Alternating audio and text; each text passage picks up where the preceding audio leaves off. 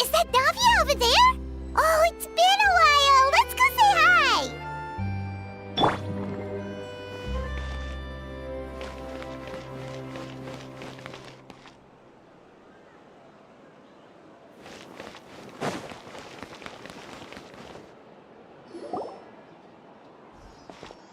Hey, Navia! What you up to? Shh!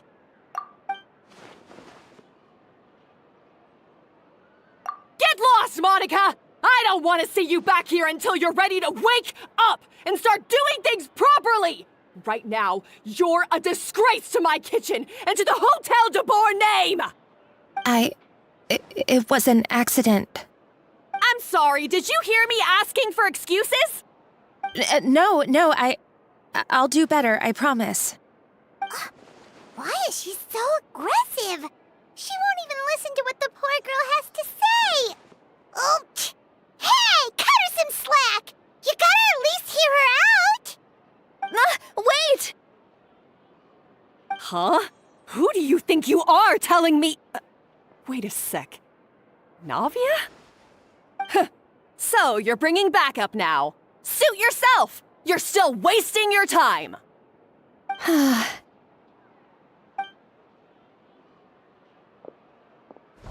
Savannah, is this how you always treat your staff? My staff is right. I'm the one in charge here now. And last time I checked, the Hotel de Boer doesn't take orders from the Spina di Rosula. Of course. How you run your kitchen is none of our business. But when a member of your staff is so overworked he becomes gravely ill, that most definitely is our business. We're going to stand up for him, whether you like it or not. Overworked? I've said it before and I'll say it again. If Vermont can't handle the job, then tough luck. There are plenty of other capable people I can hire instead. But Philmont can do the job, he just... Monica, back inside, now! Huh? But you said I shouldn't come back until... Just do as you're told, and not another word out of you! Come on, we have work to do! Wow, what a horrible person. Sorry. Looks like I've dragged you into some drama again. Her name is Savannah. She's the new head chef at Hotel de Boer. Ever since she took the job, she's been enforcing a brutal work regime and putting a huge amount of pressure on her staff. One guy was so overworked, he collapsed from illness. He's been bedridden for days, and he can barely even talk properly. I'm sorry. It's all my fault. I don't deserve to be a chef. At his family's request, the Spina di Rosula is trying to mediate on his behalf. We're not exactly making a ton of progress, as you saw. Savannah is adamant that Vermont's exhaustion and illness have nothing to do with her or how she's been running her kitchen. She's refusing to have any kind of meaningful dialogue with us. Our next thought was to talk to the other chefs at the restaurant and get a better idea of their working conditions. But with Savannah watching them like a hawk, no one has been willing to open up. And that's why I'm here, doing it the old-fashioned way. Camping out, watching, and waiting for an opportunity. Oh, shoot! It all makes sense now. Sorry. Paimon should have thunk before she spoke. Did Paimon ruin everything? Oh, no, not at all, Paimon. Honestly, the way she was laying into Monica, someone had to step in. I'm sure I would have piped up if you hadn't. And besides, I don't really think I'm built for espionage. Yeah, meaning it's gonna be all the more difficult to get the inside scoop now. Oh, I might as well head back to the Fleuve Cendre then. We'll need to come up with a whole new game plan. Paimon will join you, 'cause this is kinda all Paimon's fault. Oh, guys, it's fine. You don't need to worry about it. That said, if you were planning to visit the Fleuve Cendre anyway, let me take you out for a meal. I'll make sure it's a proper feast. A really famous chef just joined the Spina di Rosule's tavern. Her name is... Sorry to interrupt. I just wanted to apologize for the scene you witnessed just now. We shouldn't subject our customers to that. This is a small token from us. It's some candy from Monica. She asked me to make sure it was delivered into your hands. Monica's the one apologizing? Huh. Clearly Savannah is the one who owes an apology. Our head chef has been a little highly strung lately. Sorry for everything. All right. Since there's candy, Paimon will drop it. Not the candy. Thank you for understanding. We'll make sure to pass your feedback on to Miss Savannah. A little highly strung, huh? Paimon doesn't get it. How did someone like her even become head chef? Well, according to Fermat's family, she hasn't always been like this. But that's a story for another time. Let's try this candy. Oh, Paimon totally gets it. Come on, dig in! Huh? Hold on, there's something written on the wrapper. Find... Escoffier?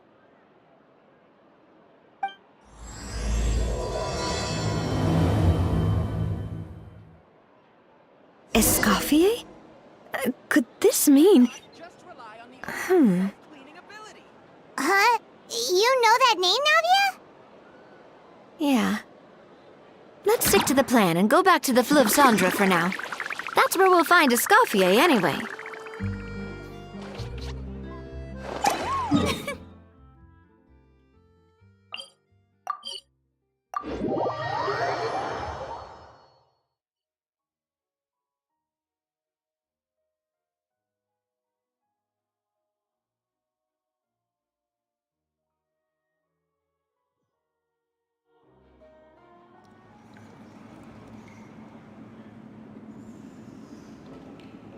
So, who is this Escoffier, anyway? Well, for starters, she used to be the head chef at the Hotel de Bourg, before Savannah. She recreated the legendary Gâteau de Bourg and restored the restaurant back to its former glory. Safe to say, she's the most renowned head chef in the Hotel de Bourg's history, after the culinary genius Modeste himself. Gâteau de Bourg? That's the super exclusive cake that they only sell a few slices a day, right? Wow. Why the heck would she let Savannah take her place? Well, apparently, the Hotel de Bourg was reported for a safety incident. Someone claimed that the kitchen was adding an illegal substance to their menu. But none of the chefs had any idea how it could have gotten into the food. In the end, Escoffier decided that as head chef, she should take responsibility. And she was sent to the fortress of Meripede. The Fortress of Meripede? Well, you're right. The quantity of the substance they found was fairly minimal. Even the guards believed the whole thing was probably just an accident. Escoffier didn't have to stay in the fortress for long, but still, by the time she returned, the role of head chef had already passed to Savannah.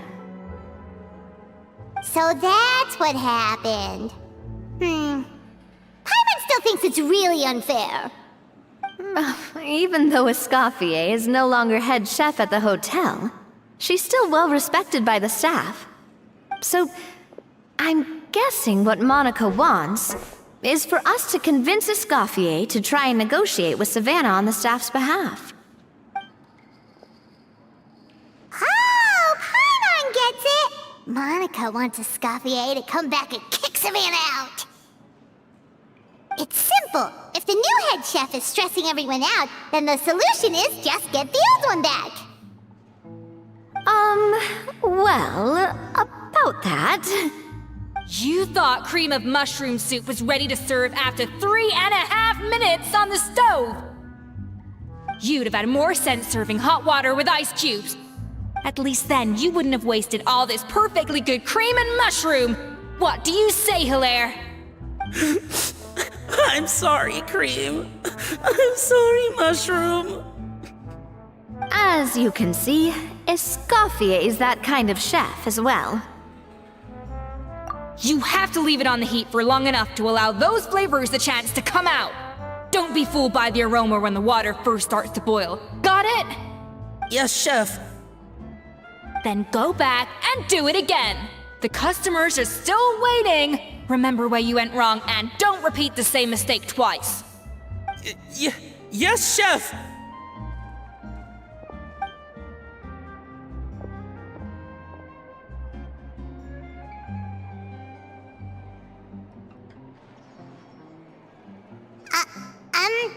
Excuse us, Waiting to be served? Sorry, we're pretty busy. I'm afraid you have to join the line. Oh, no, we're not here to eat. So you're not paying customers? Then I'm afraid the wait will be even longer. It's hard to talk to Escoffier when she's in the zone. Let's take a seat. We can catch up while we wait.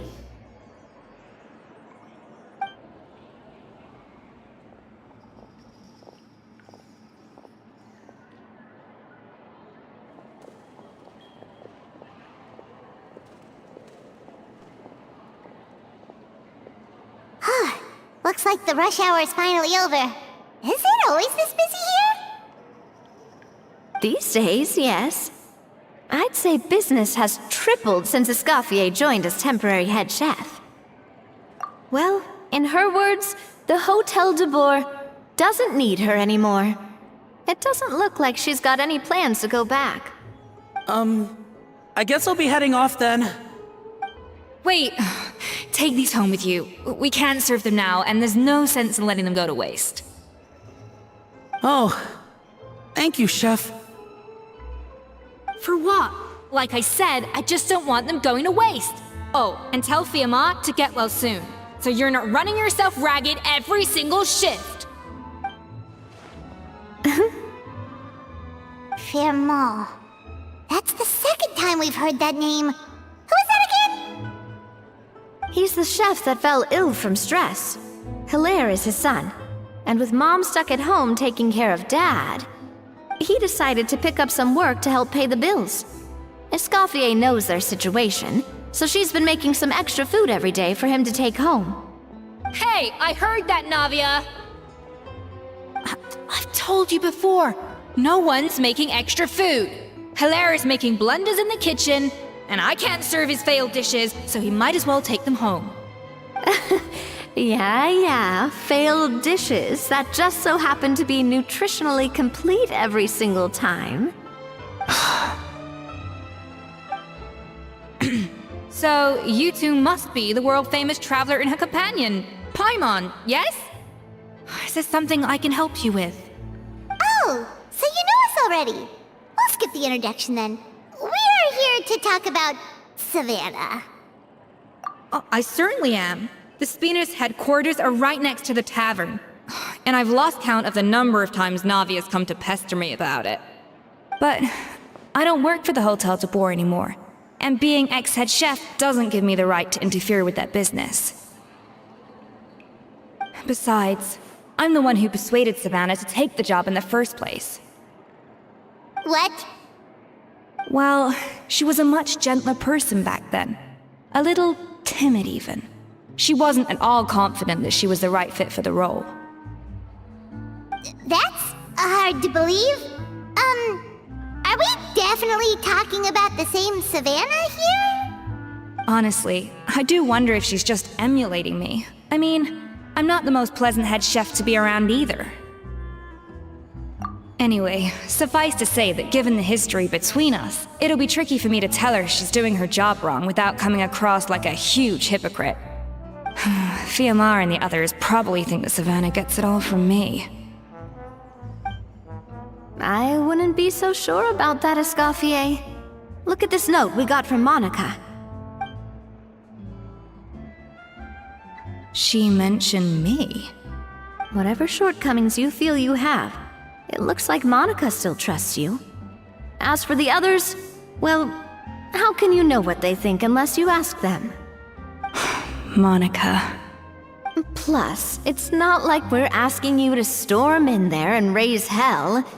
We're only in the initial phase of our investigation. All we're trying to do is get the other chefs to open up to us. Oh, Monica. Oh, Monica! Escoffier? I can't believe her! Powdered sugar is supposed to be applied sparingly. Look at all that on the wrapper. It's thicker than the sole of my shoe. Unbelievable! I won't stand for this. She has to learn. Come on, we're going. Wait, so now she's, Let's go catch up to her. We don't want to keep her waiting.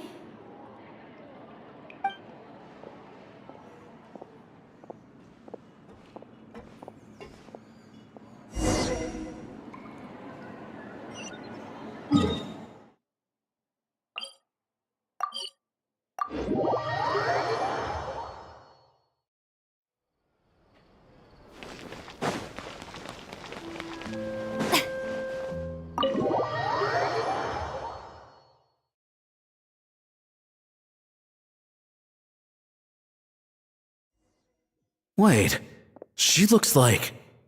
Is that Escoffier? I'm sorry. I'm so sorry.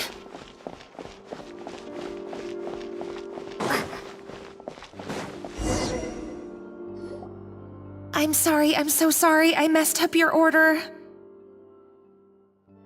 Oh, I wouldn't go that far.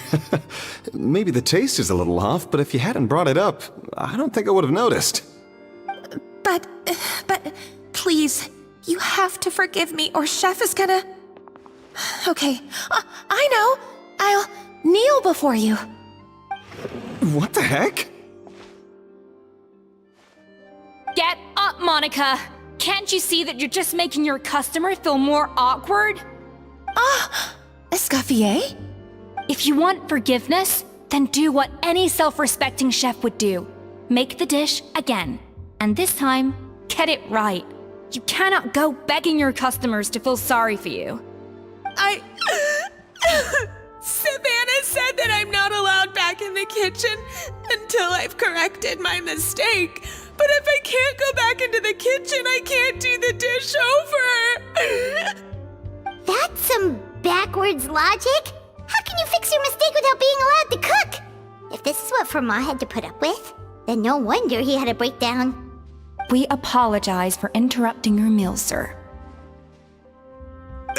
It's fine. With my layman's palate, it's not like I can tell the difference anyway. I was actually quite enjoying my meal until she appeared out of nowhere and started apologizing. Gave me a bit of a fright, to be honest. Oh, well, it's because Chef Savannah tasted a bit of the leftover soup from my pot and then threw me out of the kitchen. Gosh, that's pretty strict. Has she always been that way? I don't recall things being like this when Escoffier was head chef here. I gotta say, you're all looking a little worse for wear these days. I mean, Escoffier was strict too, but I think the difference is that her criticism was more constructive, so you knew what you did wrong and how to improve, and we all knew that it came from a good place.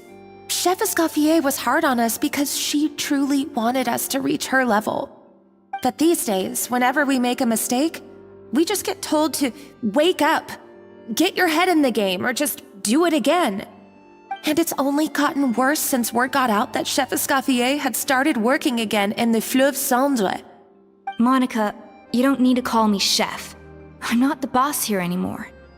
Yeah, but through no fault of your own, what happened back then, that wasn't on you, and all of us know that. That banquet was a huge event, and so many staff were involved every step of the way. With so many moving parts, there's no way of knowing how that lumiline ended up in the food we served. Lumiline? What's that? A new drug from the Fontaine Research Institute, produced from an extract of the lumitwal. Apparently it sharpens the senses, so they used it to treat people with impaired responses to stimuli. Oh, yeah, I've heard about that. They found out you can use it as a flavor enhancer since it stimulates the taste buds. Makes things pretty addictive. They also found that overuse can have mood-altering effects, and even lead to nerve damage. So it quickly ended up on the guards' list of controlled substances. Unfortunately, however, some food products containing the additive had already made it to the market by the time the guards banned it from the restaurant industry. Everyone knows that in all likelihood, someone probably just purchased a batch of contaminated ingredients by mistake. But you took all the blame. We all know why. You just didn't want to see this turn into a place where tensions are constantly running high, because everyone's suspicious of each other all the time. And now look at you, a fry chef in the Fleuve Cendre. What are you trying to say? Sure, the Spina's Tavern is no Hotel de Boer, but come on, it's not that bad, is it? Oh, the Fleuve Cendre, you say? Great. That's where I'm dining from now on. Monica, I'm very happy with my current job. And there's no changing the past. We just have to let bygones be bygones. Besides, at the end of the day, I was the head chef, regardless of whose mistake it was. Ultimately, the responsibility lay with me. If only Savannah was half the boss you were. I'm sorry? Do you have a problem with my conduct as head chef? No, chef. So, you do remember who's boss? Escoffier? I thought you'd left this place for good. What are you doing back here? What happened to you, Savannah? Why are you acting like this? When I turned this place over to you, You made me the head chef and gave up your right to tell me how to do my job. You're not the boss here anymore, so stop acting like you own the place. Whoa. Sounds like someone has a chip on her shoulder. Oh, Savannah! My God, have you grown a temper since I last saw you? Have you put even half the amount of energy into improving your cooking skills, or are you still using the Pluie Lotus as an off-brand marcotte, thinking no one can tell the difference? That's none of your business! What happened to not storming in and raising hell?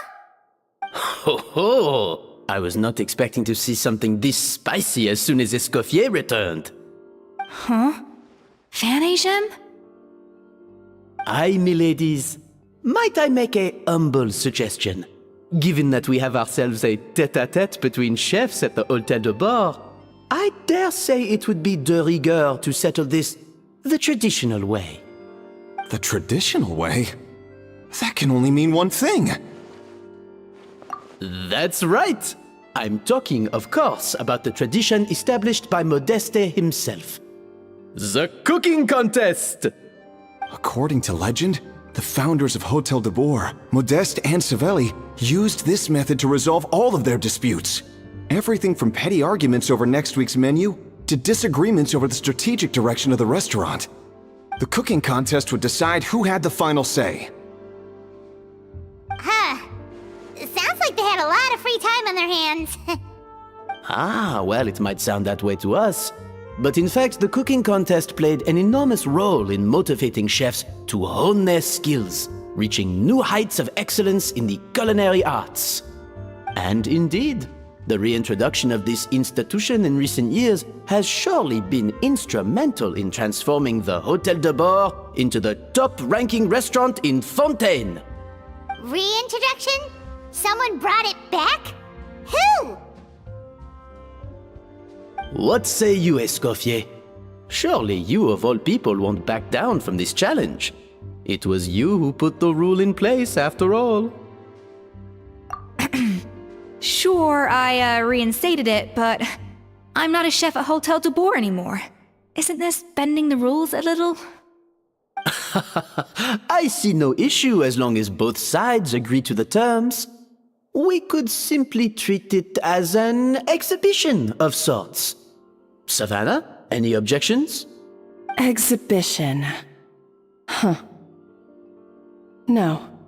If we're going to battle it out, let's put it all on the line. If I lose, it's up to you what happens to me. I don't want anything to happen to you. But if you lose, you hand over the Codex de Board to me. What? The Codex de Boer?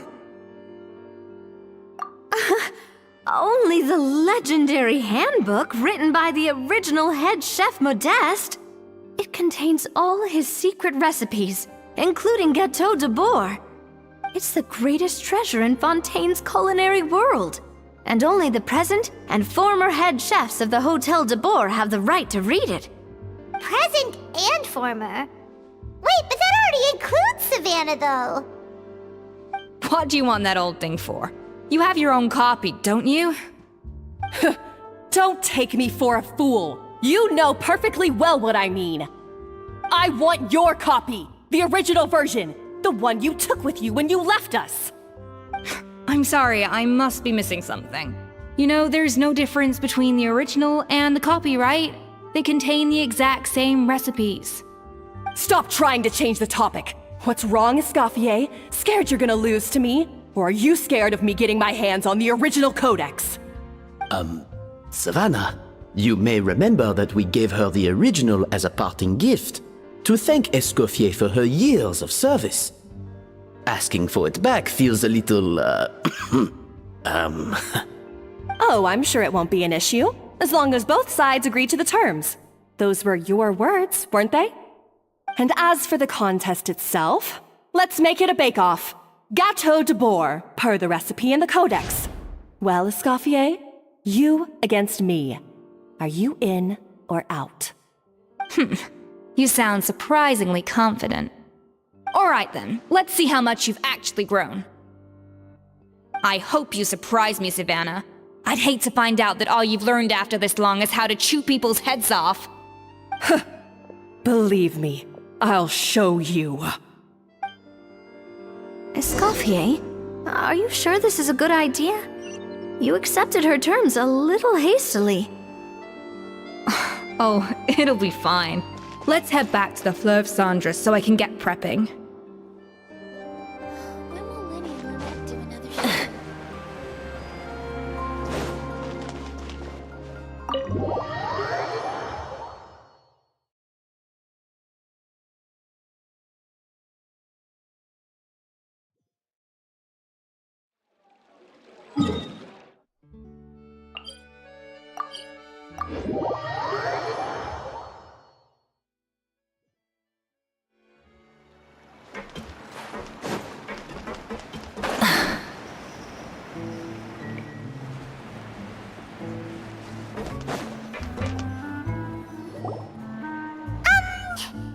So, this whole bake-off thing kind of came out of nowhere. Was it really sensible to just go along with it? Well, I got a sense that she's holding something back. But we chefs always express ourselves in our cooking. So if she won't talk, this might be the best way to find out what's really going on with her. Huh? Holding back? Sure didn't sound that way to Paimon. Escoffier only picked up on it because she's the same way.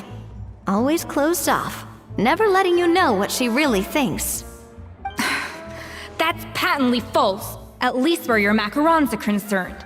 I've been nothing but truthful with you about the disgraceful amount of sugar you use. Okay, that's one case where you can keep your thoughts to yourself. Oh, that? Well, it's not so much a recipe book as a diary of Modeste's adventures.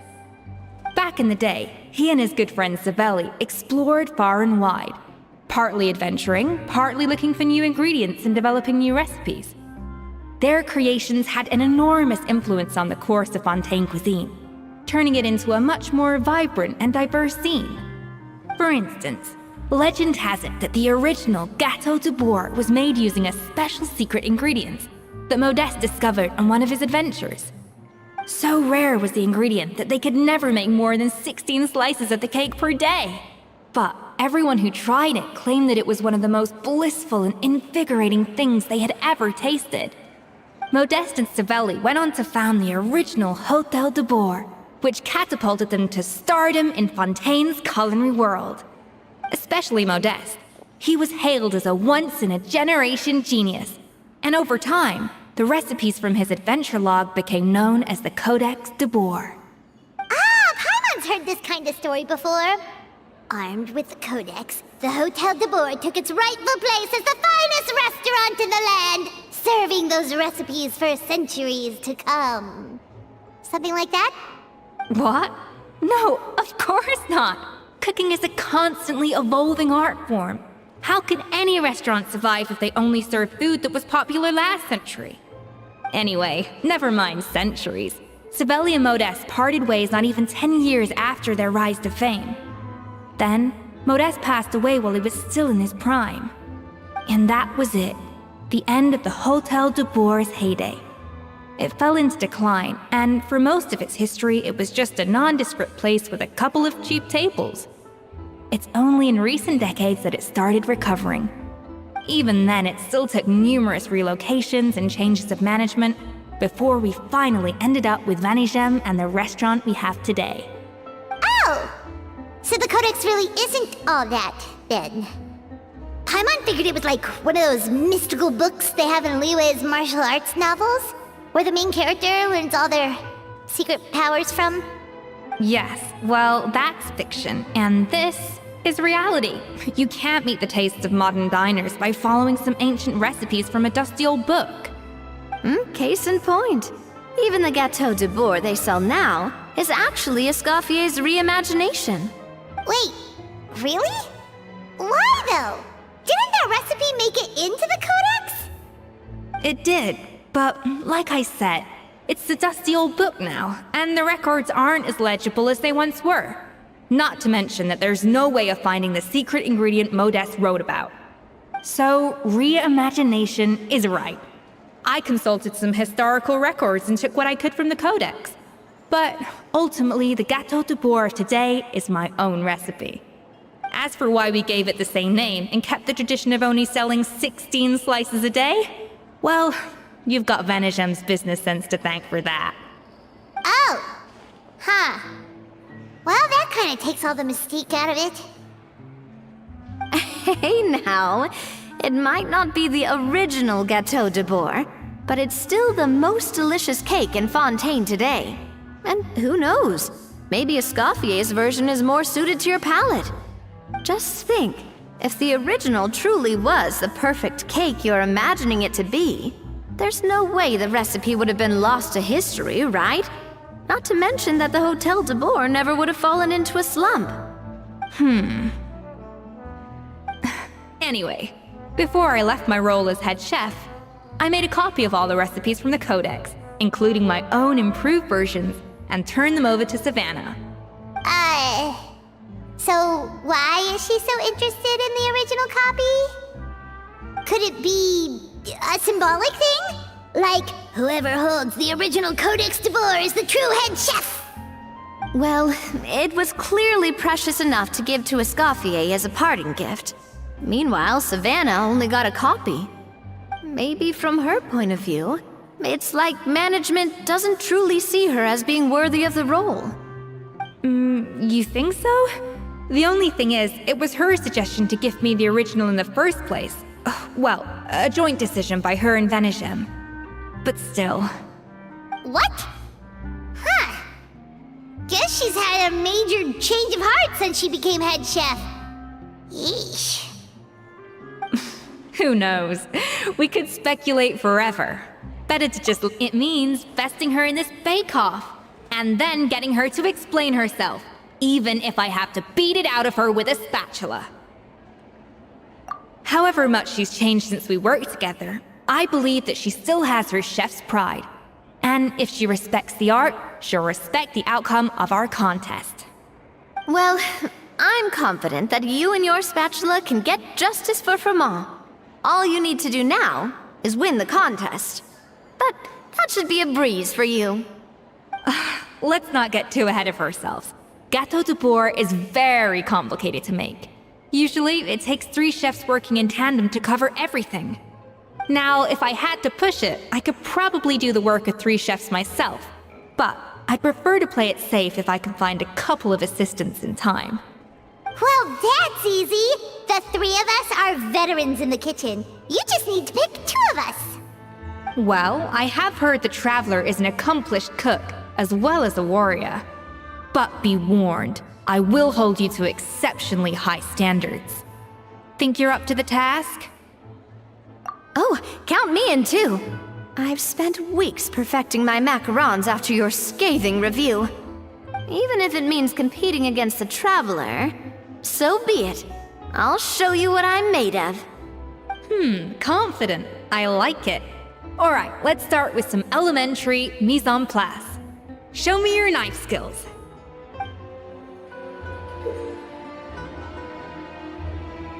I've always called it chopping stuff up, not mise en place. But it's basically the same thing, right? Oh, Navia. The difference in your case is that mise en place is chopping stuff up without sending juices flying all over the kitchen.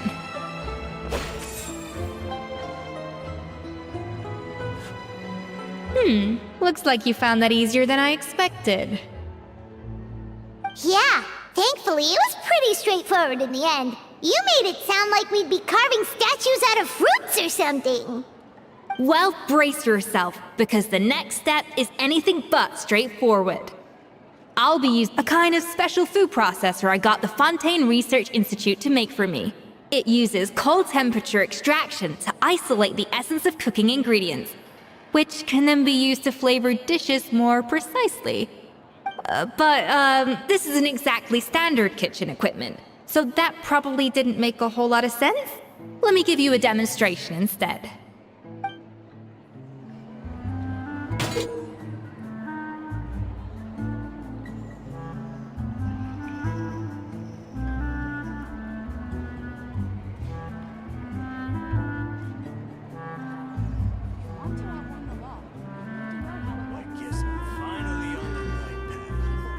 Custom-made equipment from the Fontaine Research Institute, huh? That's some pretty high-tech food prep. Paimon's never used anything this weird before. Cool. Not weird.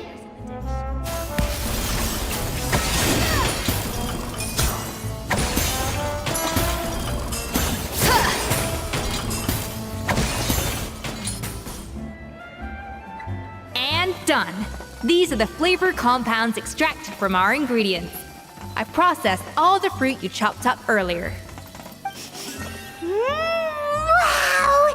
Even the smell is so much more concentrated. What next?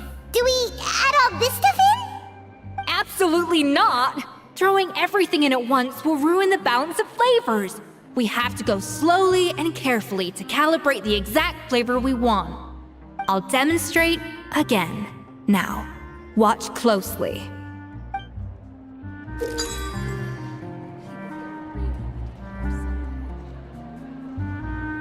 guess I'm finally on the right path.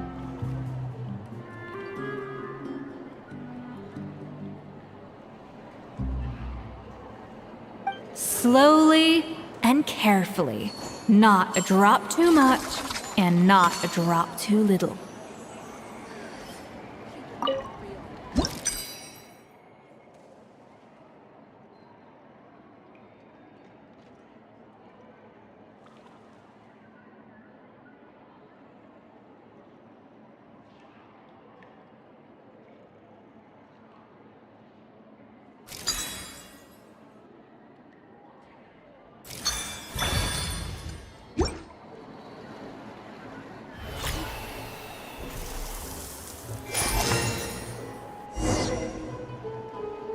And voila!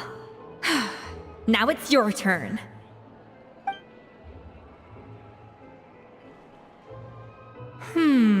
Not terrible. Considering this was everyone's first time blending flavor extracts, it could have been worse. But the Traveler's work was surprisingly good. Are you sure you've never done this before? You got almost perfect results on your first try. That goes without saying. Still, credit where credit's due. You did well. Alright, now for the part I've been looking forward to. I want each of you to cook something from the Hotel de Boer's current menu. I'll judge your submissions and give you a final score. That's right. The true test of your cooking skills is the finished product. It'll be good practice for the contest itself. Now get to it. Chop chop!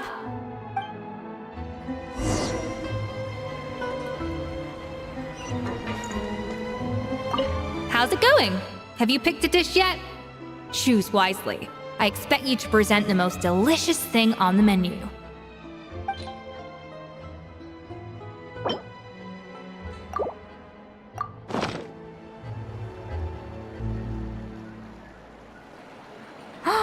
Look at that! With the grace of a snow-winged goose, as I like to say. Now, let the grating commence.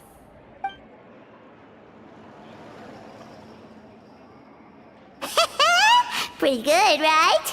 Not to brag or anything, but Paimon's a bit of a connoisseur when it comes to la food. 6 points. What? Oh, well, fair enough. Paimon doesn't cook all that often, so as long as it's a pass. That's 6 out of 100. What?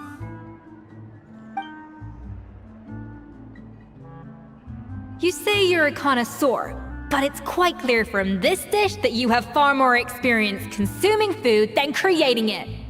By that logic, I suppose you think listening to Lady Farina on repeat every day would make you an opera singer. Aww. Me next, me next! I'll have you know that this batch of macarons has 2 whole tablespoons less sugar than my previous ones. So you went from 12 tablespoons to 10? Well, it's nice to know you actually measured it out, because it tastes like you just threw in whatever was left in the jar. 6 points. Aw. Now to the final dish. So, what do you think? This is our last hope. 8 points. Darn, that's barely higher than what we got. Not exactly. The color is spot on. Beautiful aroma. Excellent presentation. I have to give this one 8 points out of 10. Maybe even 9 points. What? How did you pull that off? Don't get me wrong. There's room for improvement. But still, this is clearly the work of an accomplished chef. I can tell that you've put many hours of work into honing your skills in the kitchen. I can really taste the grace of the snow-winged goose in this dish. The traveler's journey, with all its trials, tribulations, and setbacks. Not to mention the frustrations of having a picky eater for a partner. Hey, you made that last part up! No way did you taste that! Well, it looks like I lost fair and square. I guess you'll be taking the Traveler as one of your assistants then? But if it takes 3 chefs, that still leaves 1 slot remaining. Maybe Paimon and Navia should keep practicing and see how it goes? Chef ESCOFFIER! Oh, it's Hilaire! What brings you here? I heard the news about the cooking contest. You're doing Gâteau de Boer, right? I was just wondering if you needed any help? And you think you're up to the task, do you? Oh, no, I know I'm not there yet. It's actually my dad who wanted to help. Firma, last I heard, you could barely get out of bed. Chef ESCOFFIER, Navia, Traveler, thank you all so much for everything you're doing for me and my family. I've had enough of sitting around at home while you run yourselves ragged. If you let me, I'd like to help you win this cooking contest. Yeah, I was gonna say the same thing. Don't you worry. I'll be fine. I'm feeling much better now. I'm sorry. I know I've been rather useless these past few days, but not anymore. The fact is, I'm a fine chef, despite recent events. I've proven myself in the Hotel de Bourg kitchen, so if anyone's qualified to work under Chef Escoffier, it's me. I think. I mean, I hope so. Firma, have you even set foot in a kitchen since leaving Hotel de Bourg? I have not, but I'm fully rested now. I know I can handle it. I'll prove it. Let me whip something up for you right now.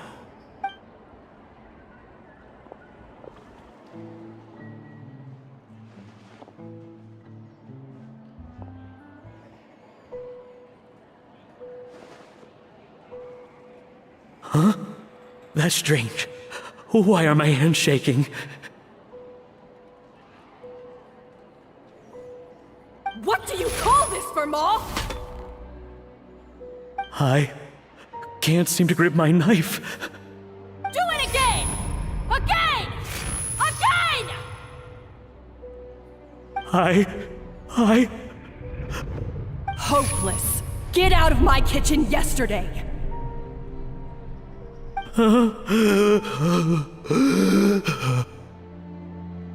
Dad, what's wrong? I don't understand. I was feeling so much better, and then Will I never be able to work in a kitchen again? Dad, talk to me. What happened? I think the real issue here is not physical exhaustion, but psychological trauma. Monica, when did you get here? Probably because you were all concentrating so hard on your cooking. I didn't want to interrupt your flow. But anyway, Firma, I'm so sorry. If only I'd known how serious your situation was, I would have stood up for you sooner. You have nothing to apologize for, Monica. During those long nights of redoing every order, you were the only person who looked out for me. Oh, come on. All I did was make you some tea. I doubt it was much help. Savannah was so ruthless toward you. I probably should have brought you something stronger. She sounds like the worst. All right, another Savannah horror story. Let's hear it. She's been getting harsher and harsher on us ever since she heard about Escoffier's new role in the Fleuve Cendre. Seems like no matter what we make, she'll find something wrong with it. What is this? It looks like a dog's been at it. In the trash now! Then she orders us to redo the dish again and again, but we never know what's going to make her happy.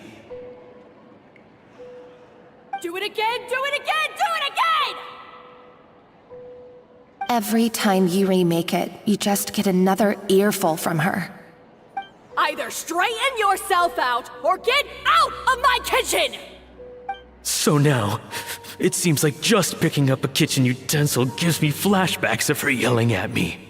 Oh man, that must be awful. The more I want to get it perfect, the more my hands shake, and the more scared I am of making another mistake. How can you give up so easily, Firma? You weren't a quitter when you were working for me. And even under Savannah, you talk about working late into the night trying to perfect your dishes. That says to me that you still hadn't lost that determination to prove yourself. What changed? I don't know what's come over me. When I think back, I just remember feeling like my heart and my hands were growing heavier and heavier as the shift went on. Each time I had to redo a dish, my heart sank a little further. Maybe Savannah was right. Maybe I am just hopeless at this. Dad. I see. Well, it sounds like there are some deep issues at work here. Ones that won't be resolved by merely seeking compensation. I will win this contest, and after that, I encourage you to approach Savannah and talk this out. But what if you can't find another assistant in time? Clearly, I'm in no state to help out. You think being one person short will ruin my chances? Let's not forget, I taught you and her everything you know. Even if I had to go it alone, I would present the perfect gâteau. Oh, well, Paimon and Navia will still keep practicing, just in case. And so will I.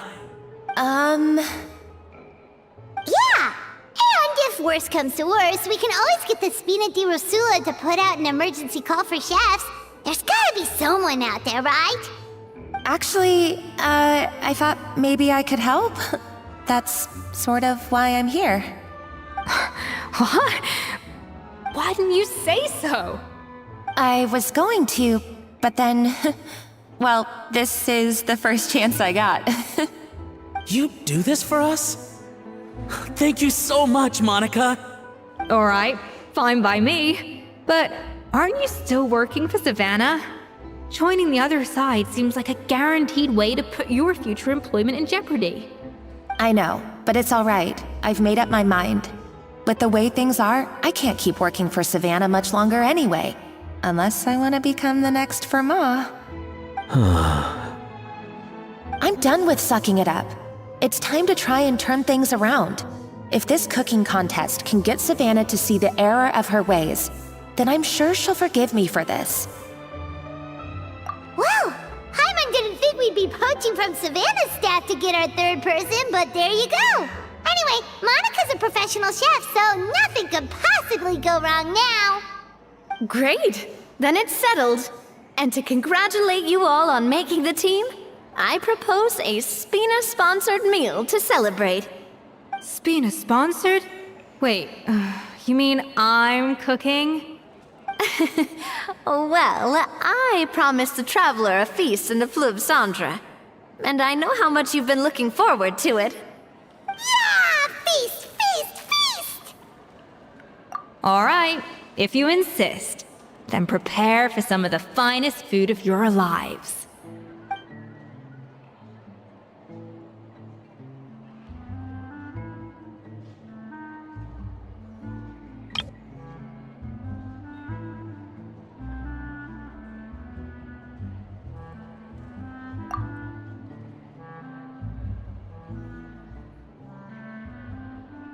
That's not a bad idea, actually. Wait, hold on. You need to finesse that further.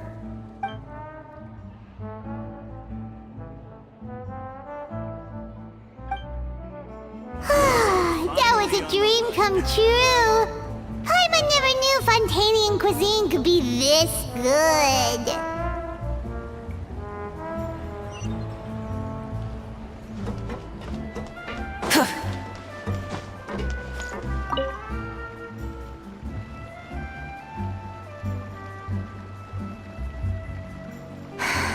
Why, Savannah? Why? Oh, nothing. I was just flicking through the original Codex de Boer. I wanted to see if there was anything I'm missing. Something I hadn't noticed before. That might explain why Savannah's so desperate to get her hands on it. But I can't find anything. It's just some hastily scribbled recipes in between diary entries from Modeste's adventuring phase. And most of it's not even legible anymore. The copy I gave her not only has all the recipes in full, but even includes my own private tips and notes from years of experience. Surely that's infinitely more useful than this old thing. Yeah, maybe. Still, it's just hard for me to imagine that the Savannah I knew would go to all this effort just to make a point. We were. At least I always thought we were. She was a little shy, but meticulous with everything and everyone she dealt with. She made a few mistakes here and there, but she was quick to correct them whenever they were pointed out. And she was always striving to improve as a chef. Those qualities are why I recommended her to replace me as head chef. I never imagined for 1 second that she'd cause Fiamma and the other staff so much grief.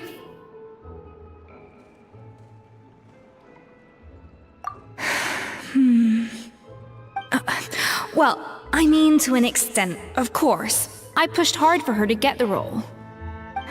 And the idea that she turned out like this because of me is difficult to come to terms with.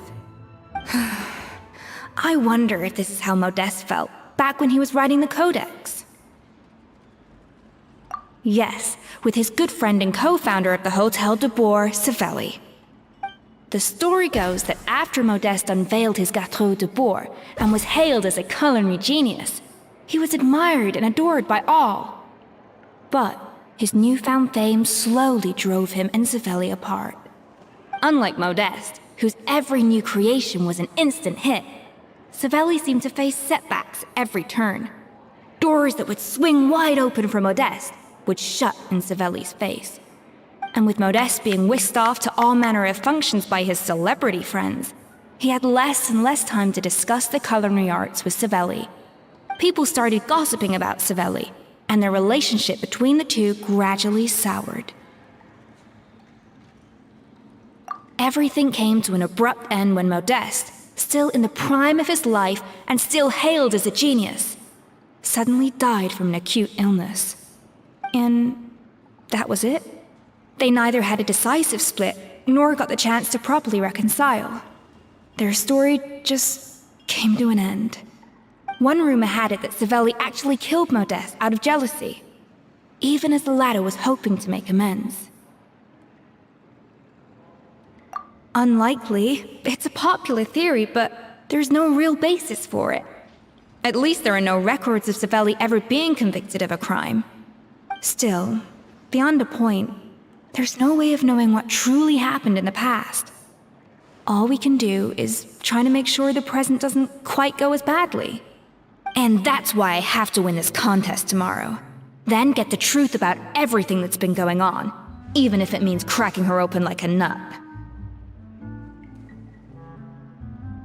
Really? Well, I like the confidence. Don't let me down tomorrow, then. You better bring your A game.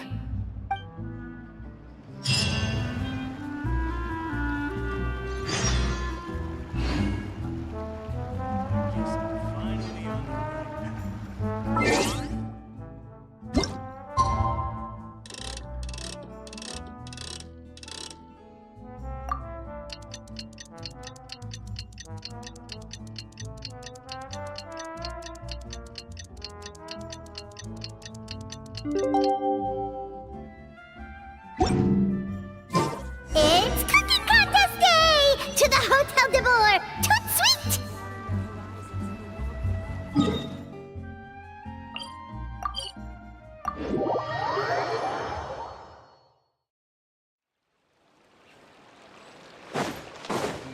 Did you hear the news? Escoffier's coming back for a cooking contest. Wait, seriously? Escoffier in a cooking contest? Now that I gotta see! I don't get it. Why would anyone in their right mind challenge her to a cooking contest?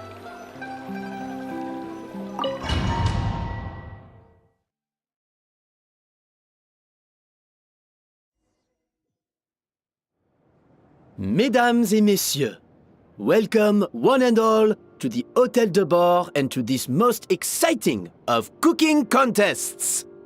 Savannah, I've brought the original copy of the Codex you asked for. Monica? Huh. In the interests of fairness, this contest will be conducted in a double-blind format. Once the dishes are complete, they will be sent to the back of the kitchen where they'll each receive a label. The labels will be placed out of sight underneath the plates, only to be revealed after the judges have sampled them and reached a final verdict. This is to ensure that no one will know which dish is made by which contestant. As one of the judges, I promise to be fair and impartial. When my meal got interrupted yesterday, I never thought this is how they'd make it up to me. Getting a seat on the judging panel is a pretty sweet deal. Both contestants have taken their positions. Then, without further ado, let the Hotel de Bourg cooking contest commence!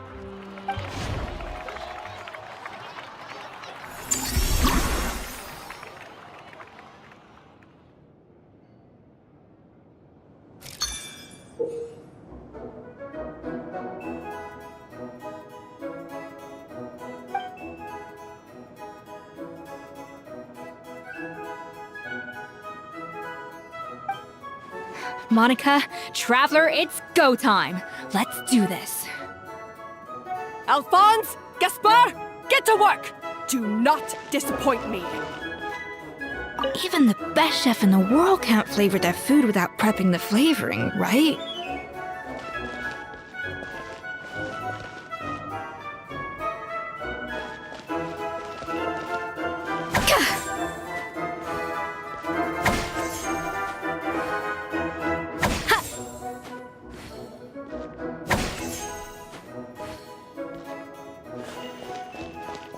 A little amuse-bouche! Yeah, that should be enough flavoring. Now hurry up!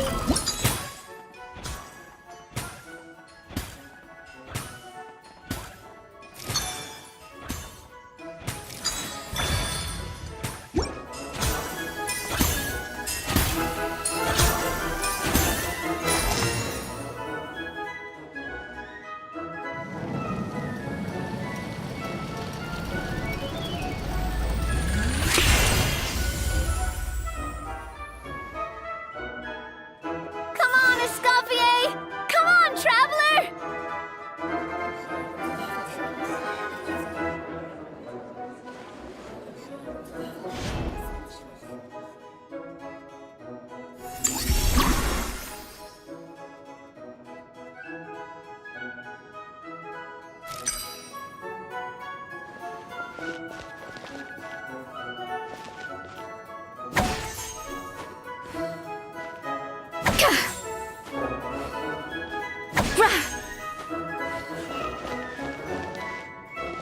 A dash of frosting!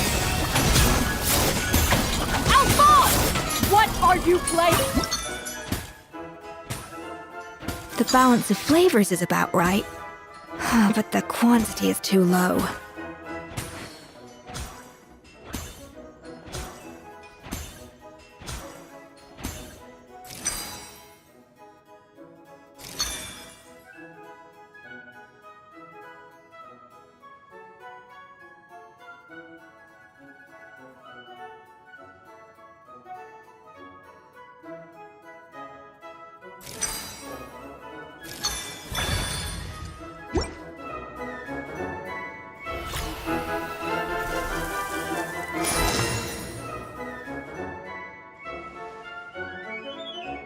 So, what do you think?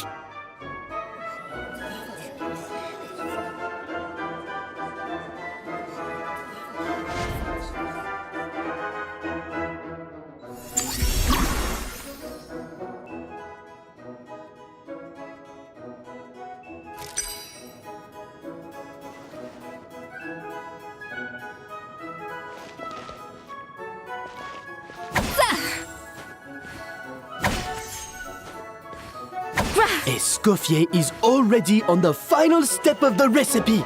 Let's check on Savannah's progress. I think his flavor profile is still a little bit off. Enough! Useless! Both of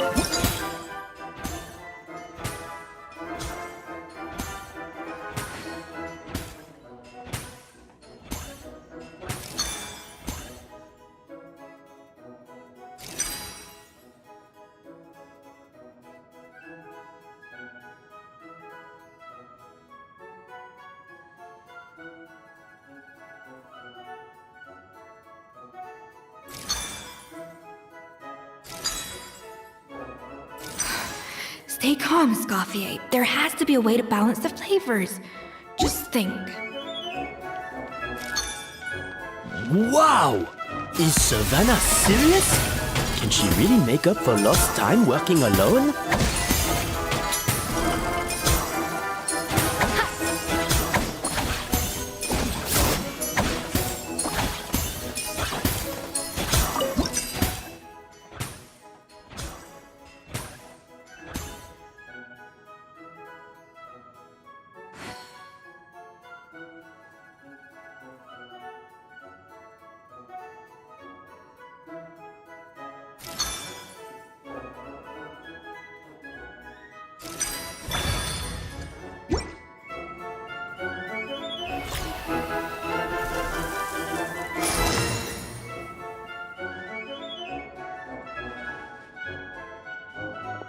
You can't match Escoffier's talent.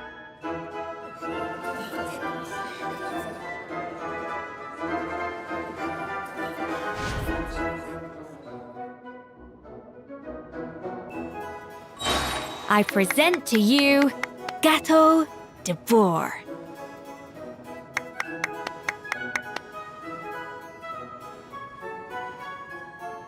A burst of flavor!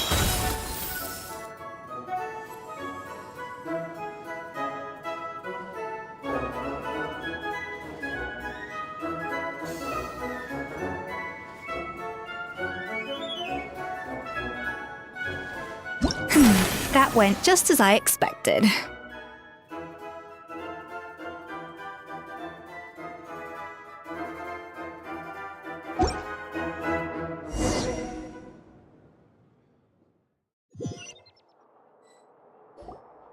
Time's up! Contestants, please take your dishes to the back.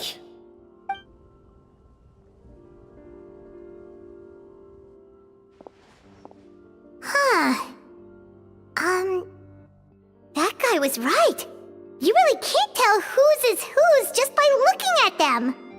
We both made the same dish after all. For all her flaws, Savannah's a talented chef who earned my recommendation for good reason. She wouldn't screw up something as elementary as the cake's appearance. Whoa! This is really rather good. Wonderfully soft and fluffy. Beautifully sweet. This is a masterclass in how to make Gâteau de Bourg. I would give this one at least 9.9 out of 10! Only because there's something about the flavor of the base. It's just a little different from the recipe I'm used to. Huh? Really? I couldn't tell.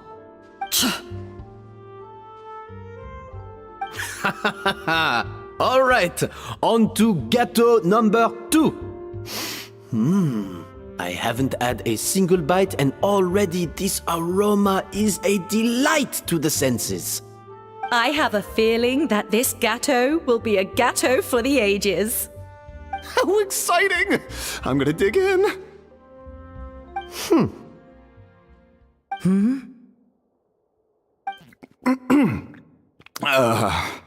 I think maybe someone got a little carried away when they were adding the sugar. Not just the sugar, it's the flavors too. This is all over the place. Who made this? It appears the decision is unanimous. This gâteau is far below the standard we would expect. And Paimon thought this might actually be close. Turns out she can't bake to save her life. Something's not right here. Savannah may not be perfect, but no way is she this sloppy. I can now declare that the creator of the first gâteau has won this cooking contest. Now, all that remains is to turn the plate over and reveal the chef's name underneath. What? It's Savannah? No! That's impossible! Hey, Savannah! You cheated, didn't you? You cheater! What did you do? Oh, you swapped the plates, didn't you? Well, someone's a sore loser. These cakes went from the oven to the judge's table without me ever laying a finger on them. And everyone here can attest to that.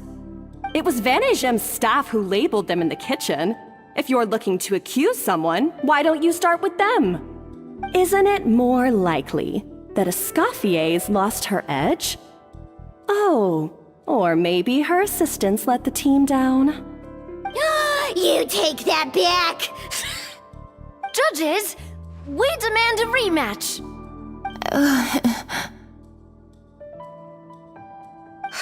That's enough! What's done is done. As head chef, or rather as team lead, I take responsibility for the dish I served. Whatever went wrong and however it happened, I should have spotted it. Savannah, I didn't think you'd stoop this low just to beat me in a bake-off. What happened to your chef's pride? I don't know what you're talking about. If you want the Codex de Boer that much, you can have it. Escoffier, no! But you must promise me that you'll apologize to Firma and compensate him for everything you put him through. It's a little late to be negotiating terms. The contest is over and I won. That means you owe me the Codex, and I owe you nothing. Look, Savannah, you may have fooled everyone else, but can you really fool yourself? What I'm offering is to accept defeat without looking to expose what you've done. But only on the condition that you promise to stop putting so much pressure on your staff. Fine. I'll treat this as your final handover of duties from one head chef to the next. So, will that be all, ex-head chef?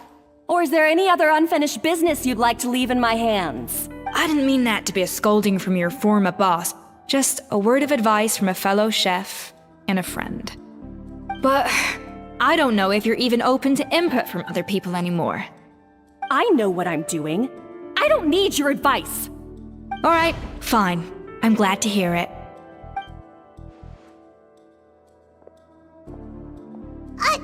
Escoffier? The Codex de Boer! Finally. Now, at long last, I will succeed. Escoffier?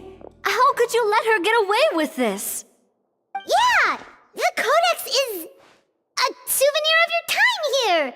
Doesn't that mean anything to you? It's all right. It was just a bake-off, not the end of the world.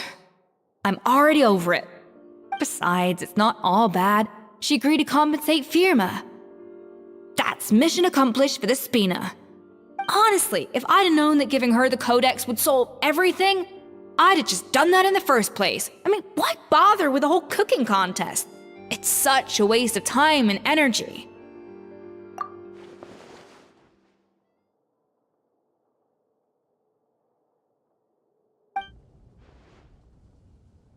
No. No! This doesn't make any sense! Huh? That's it? No secrets, no nothing? I don't believe it! This can't be happening. Oh, Chef Savannah!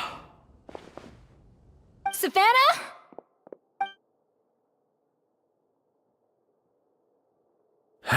It's nothing life-threatening. Just a lot of pent-up stress and exhaustion. Oh, I knew it. Pent-up stress? The truth is, however hard she might be on the rest of us, the person she puts the most pressure on is herself. Yes, there are nights when she makes us redo things over and over into the wee hours. But for her, it's every night. She'll hide herself away in the kitchen, working on new techniques and recipes, and only realize how long she's been at it when we come to work the following morning. But why? Why would she do that? Our best guess is, she doesn't want to be seen as less of a chef than Escoffier. And there it is. Even so, that's no excuse for taking her anger out on the rest of you. Yeah, and it's definitely no excuse for cheating in the cooking contest. About that, we honestly have no idea how she did it. We were focused on our own work the whole time, like she asked. Leone and Algalia were the ones I tasked with labeling the cakes. I've already spoken to them both. They're at a loss to explain it too. Not to worry. Come on, join me downstairs. I'll interrogate the guilty gâteau myself.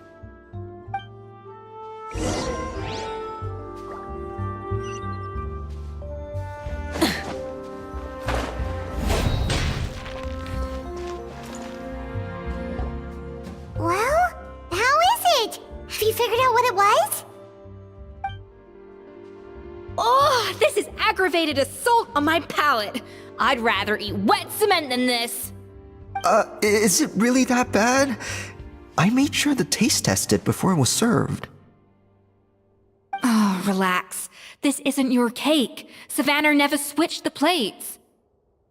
The offending flavors are coming from in between the icing and the cake base. which means someone tampered with it while it was being made. Or in other words, we have a traitor in our midst.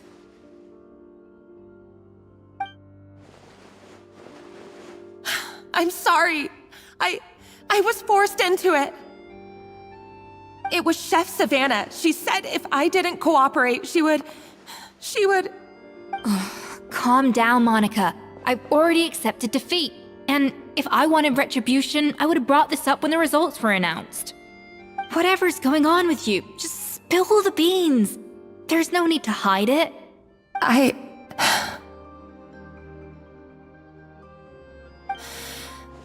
I was the one who caused the food safety incident that one time.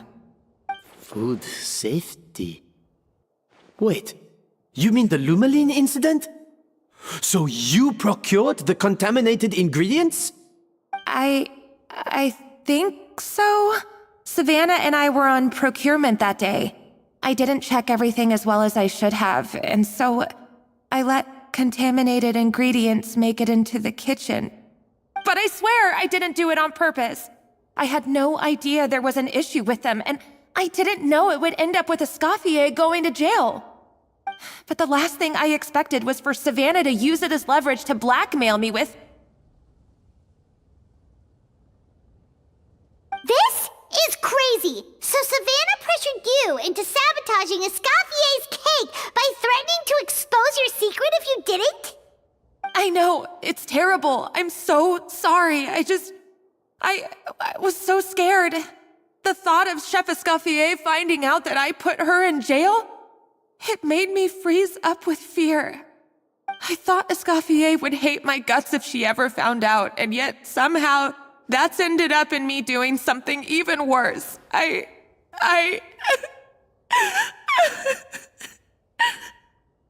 Seriously?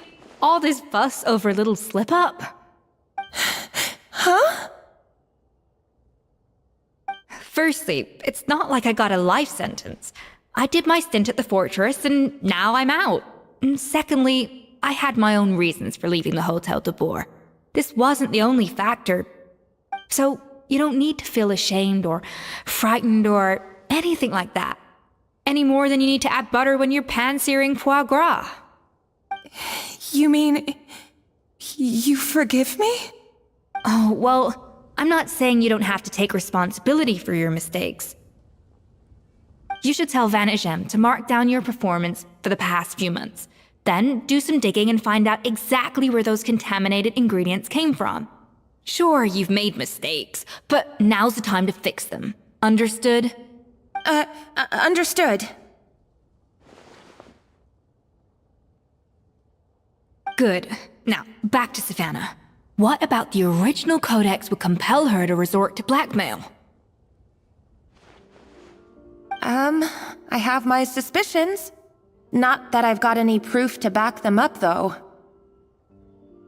Ugh. What happened to me? I've overheard some customers murmuring about how the Hotel de Boer hasn't been the same since Escoffier left. They think our menu doesn't taste like it used to, especially our signature items. Now that you mention it, I noticed it during the contest too. I couldn't put my finger on it, but the flavor seems subtly different from how it used to be. But the difference was so small, I'm sure no one would notice it besides our most loyal customers and true dessert connoisseurs. Still, as head chef, it's easy to see why Savannah would get so hung up on it. So many times I've seen her make the cake base over and over again, late into the night, determined to match Escoffier's version. But something's always slightly off every time. Yeah, I've noticed that too. Never really gave it much thought, though. Thinking back on it now, it's clear that Savannah's been in a downward spiral ever since Escoffier left. She wants to prove that she can fill Escoffier's shoes. That's gotta be the reason. But after countless setbacks, she's getting more and more unhinged. And at some point along the way, she switched from doubting herself to doubting Escoffier. Doubting Escoffier? For what? Yeah, it would explain why she was bent on getting the original at any cost. She must have thought Escoffier purposely omitted key details from her recipes when she copied them out. Also, she could retain her place as the #1 chef in Fontaine, the only one privy to all the secrets of the trade. Oh, for goodness sake, what a stupid idea. Of course. Then she finally got the codex only to discover that the secret recipes she's been pining for don't exist at all. Seeing how utterly wrong she was must have been a real shock to the system. It probably brought up everything at once. It overwhelmed her, and she passed out. There's still one thing that doesn't make sense, though. If Savannah had the real recipe all along, how come it tasted different? She might not be on the same level as Escoffier, but surely after like 50 attempts, she'd get it right one of those times. You'd think so, but geniuses like Escoffier are in a league of their own.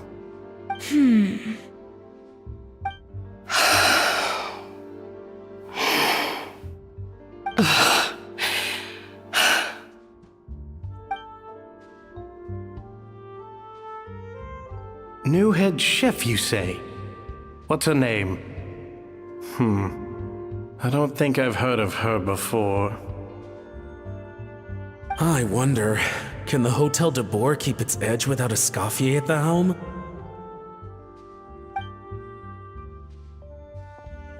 This tastes different from last time. Is it undercooked or something?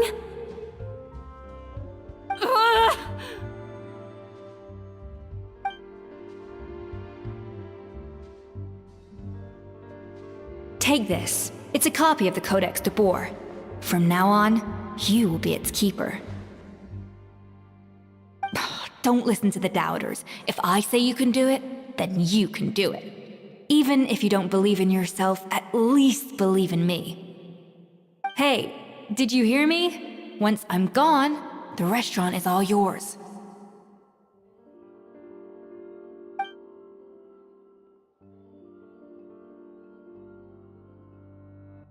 All this time, I've been blaming other people, but maybe I'm the problem.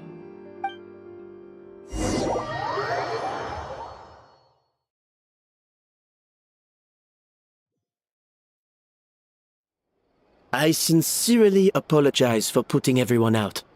Savannah's awake now, but I don't think she's ready to speak to anyone yet. Let's give her the day to calm down. I'm sure you'll have the chance to talk everything out tomorrow. In that case, I'll go and update Vermont and his family. I wonder what he'll make of all this. So, we'll come back tomorrow then. That was a long day. I think I've earned myself a sweet treat when I get back home. Oh, nice! Macarons? Or are you gonna switch it up this time?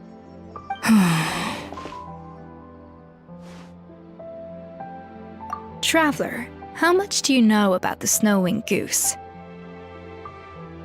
Every year they migrate long distances in search of a suitable home.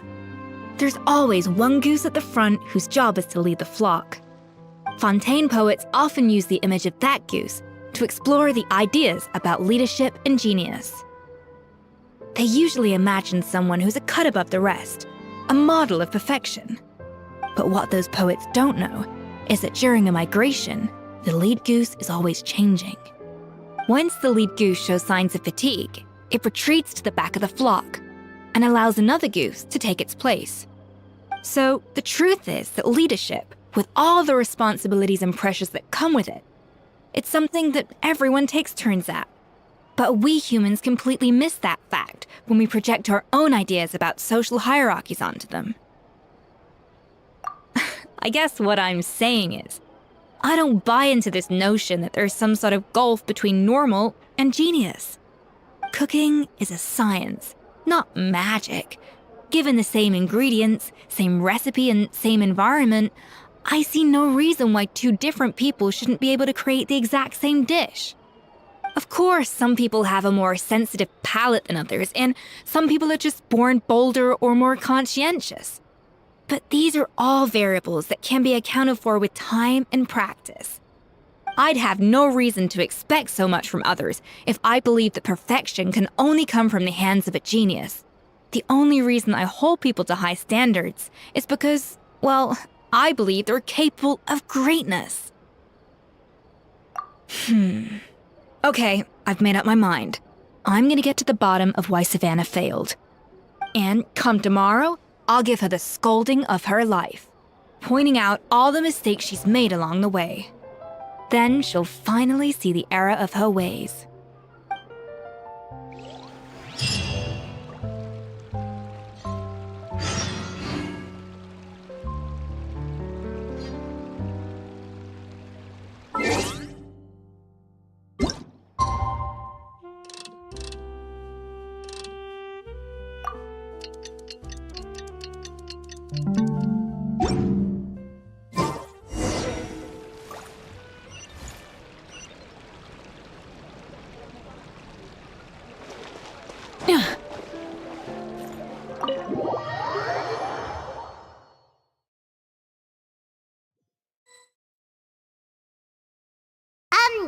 Why are we here so early? Our meeting with Van de Gem isn't for a while.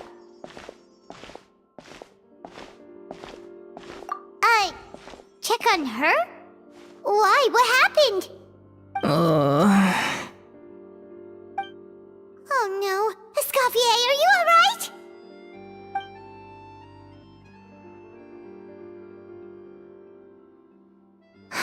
I'm fine. Just need to get some more coffee in me. Huh? What happened to my coffee? Did I really drink it all? Alright. Thanks. I appreciate it. Well, there's cooking facilities here. Or we could just grab a cup of coffee from Cafe Lutece, but either way, hurry!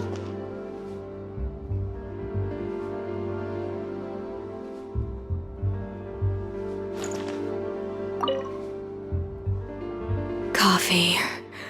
Need coffee.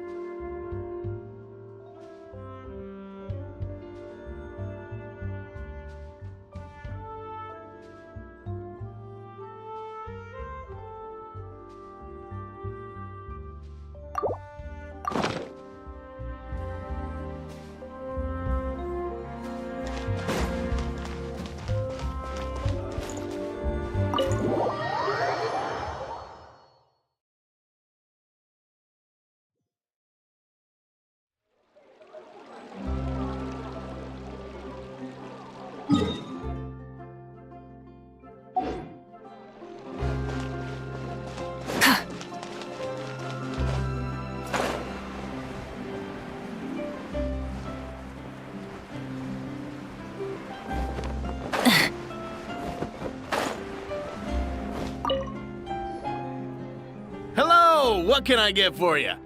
Sure thing, we're here to go. Huh? Oh, I see. First cup of the season. Yeah, I get it. Young people these days do love their little surprises.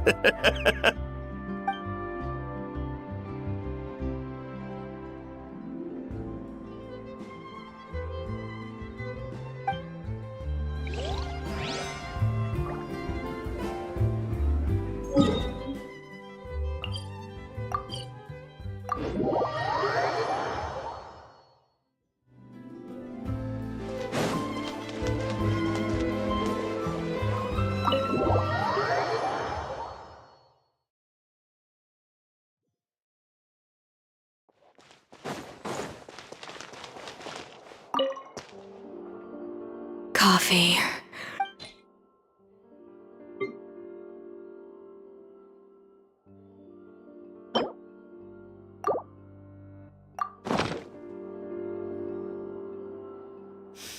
I smell coffee. I feel much better now. Thank you so much, Traveler and Paimon. hear it, but make sure to catch up in your sleep when you get the chance. I think I figured out where the problem lies. Honestly, it's ridiculous. I don't know whether to laugh or cry. Wait, what investigation? What are you guys talking about? I'll save it for when everyone else gets here.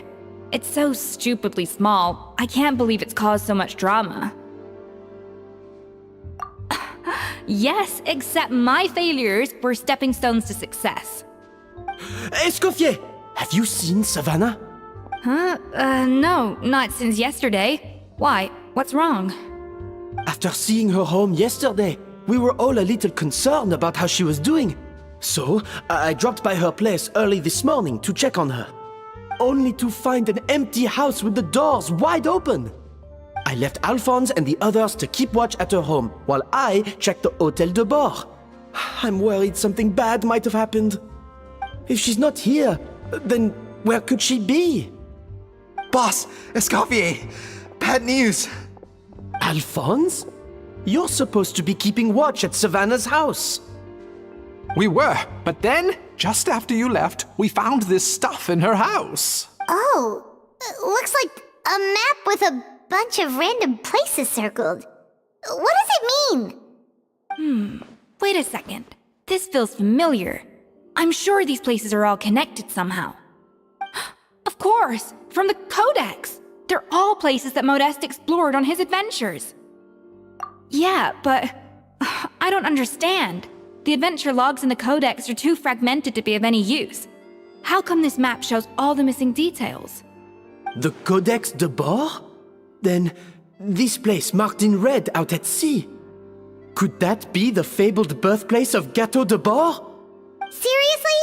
So now she set her sights on finding the original recipe and beating Escoffier that way? Geez, Savannah. Anything to overcome a Gâteau plateau, huh? Ugh, idiot! Does she have a death wish? Those ruins are thousands of years old. Hold on, there's more. Besides the map, we also found these letters.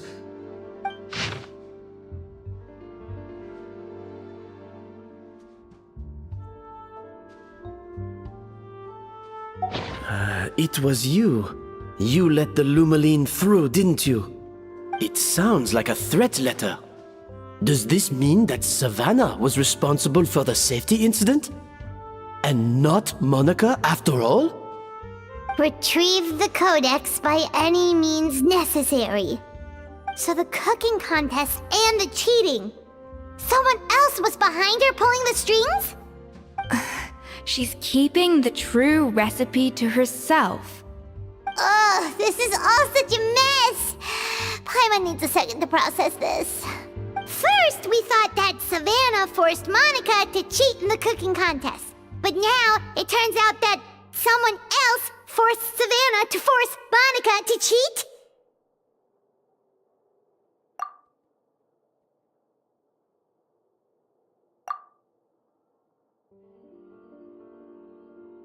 You're finally here. Of course. I should have put two and two together as soon as I read your threat letter.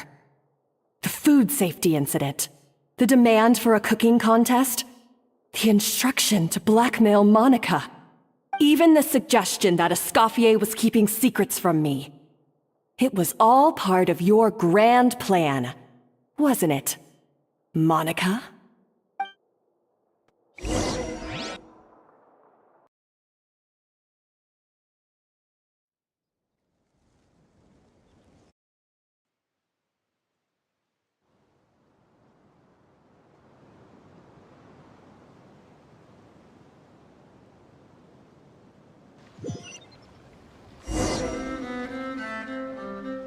We should be getting close to the spot marked on the map. Of all the stupid things she's done, this really takes the cake. The moment we find her, I'm gonna curse the living daylights out of her.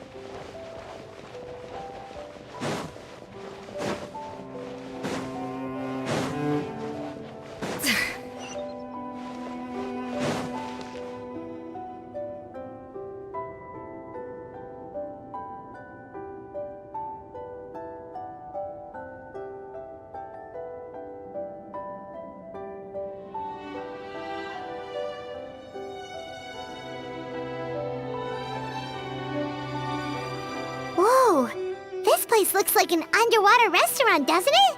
Suddenly, the idea of an adventure chef finding secret ingredients makes a whole lot more sense. I think Modest's codex mentioned this place.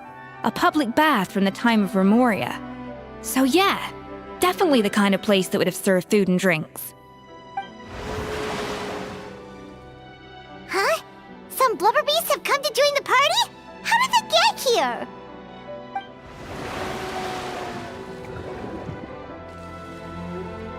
Aw, they ran off! That could be easier said than done.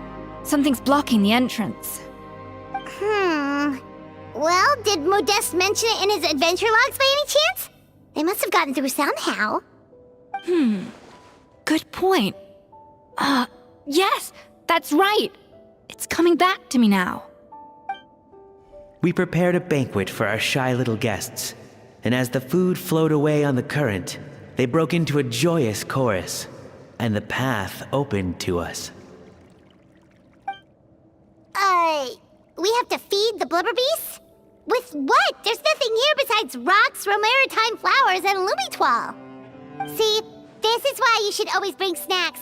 You never know when you're gonna need them. Now we have to head all the way back to shore and grab some. There's no time for that. Romaritime flowers and lumitoile will have to do.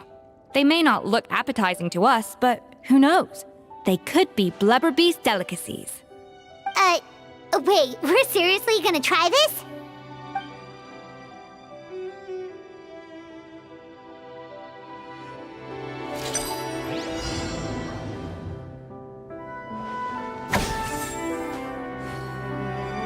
Yeah!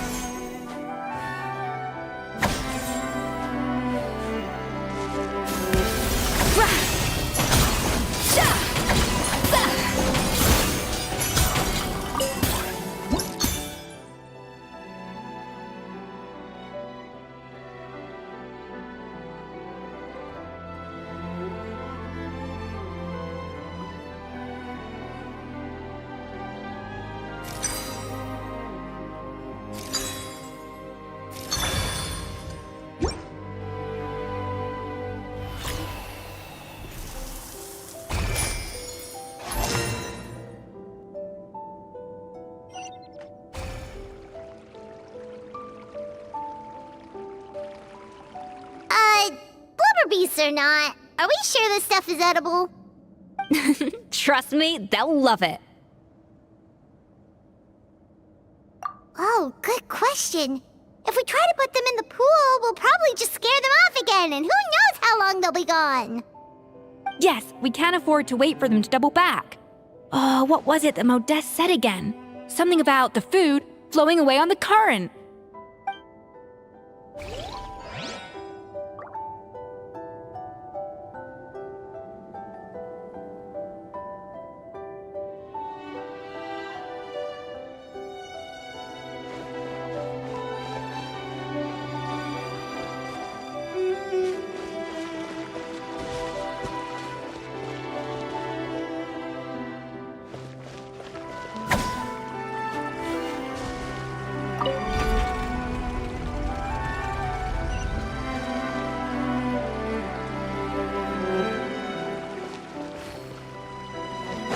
The tracks turned back again.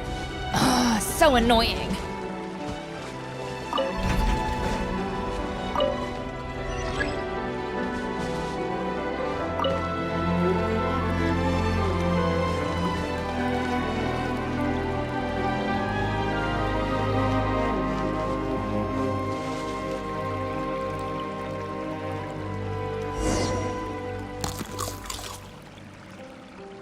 Wow, it's really singing! It must taste better than Paimon thought!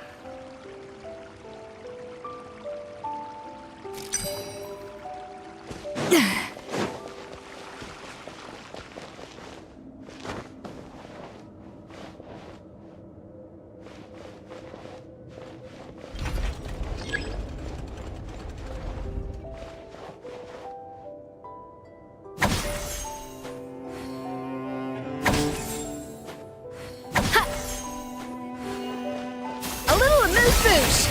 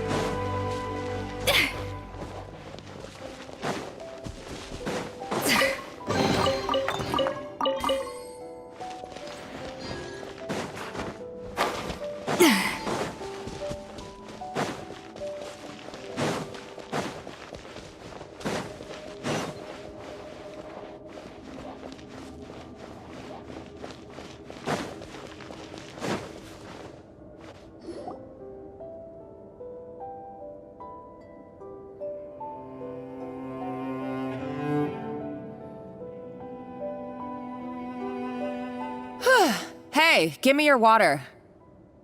Here.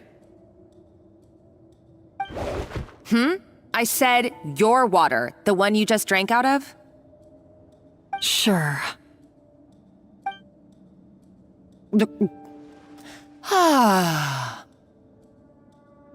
All those years slaving away under Escoffier, and then you. Today, it's finally paying off. Not only have I found the ruin that Savelli kept hidden, but I also get to boss you around like my little lapdog. Hey, go scout ahead for me. If we need to do any more blast tunneling, I want to know where to lay the explosives. Did you not hear me? Get going. Why don't you do it yourself? Oh, when did you learn to fight back? You're always so compliant when I give you instructions by letter.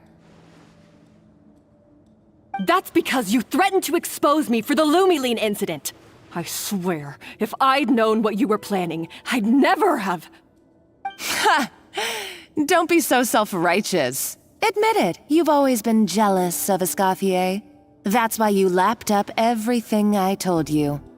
You were terrified of her finding out about your part in the Lumiline incident, and you resented the way her reputation hung over you. So you jumped at the chance to convince yourself that she was the villain, that she deliberately hid her secret recipes from you just to hold you back. It was the only excuse you needed to justify getting back at her. First, idolization, then jealousy, suspicion, and self-deception. That's what this comes down to. It was the same story with Savelli and my ancestor. He offered Modeste his friendship only to murder him out of vanity. He promised to explore the world with him, only to later destroy all records of their adventures. It's a miracle I even found this place. You have no idea the countless hours I spent piecing it all together. So you see, you're no better than Savelli. If you can't beat him, betray him, right? I am no Savelli, nor will I ever be. Oh, put a lid on it.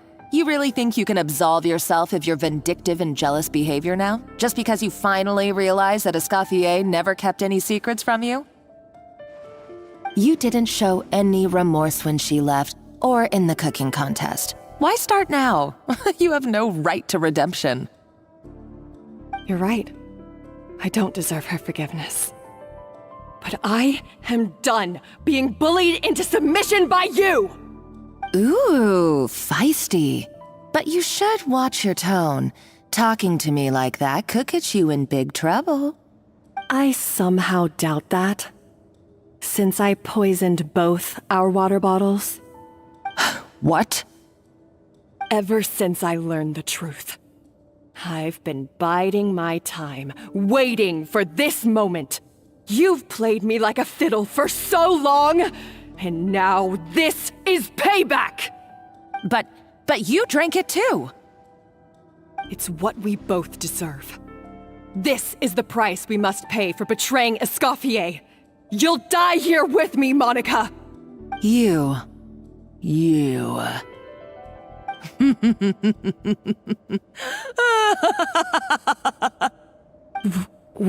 What's so funny? Oh, you're too much. I thought I'd play along for a bit just to amuse myself. You gave a very rousing performance. I saw your dumb plan a mile off. There's no poison in these bottles, just clean, fresh water. No. Revenge is a dish best served cold, you know? Did you really think your half-baked plot would fool me? You're a lousy chef, and you make a lousy villain, too. A complete waste of space. No wonder you never amounted to anything. Everything I ever did was a failure. And now, I failed again, for the last time. Hey, why don't you try your hand at being a comedian in your next life? You got a good laugh out of me.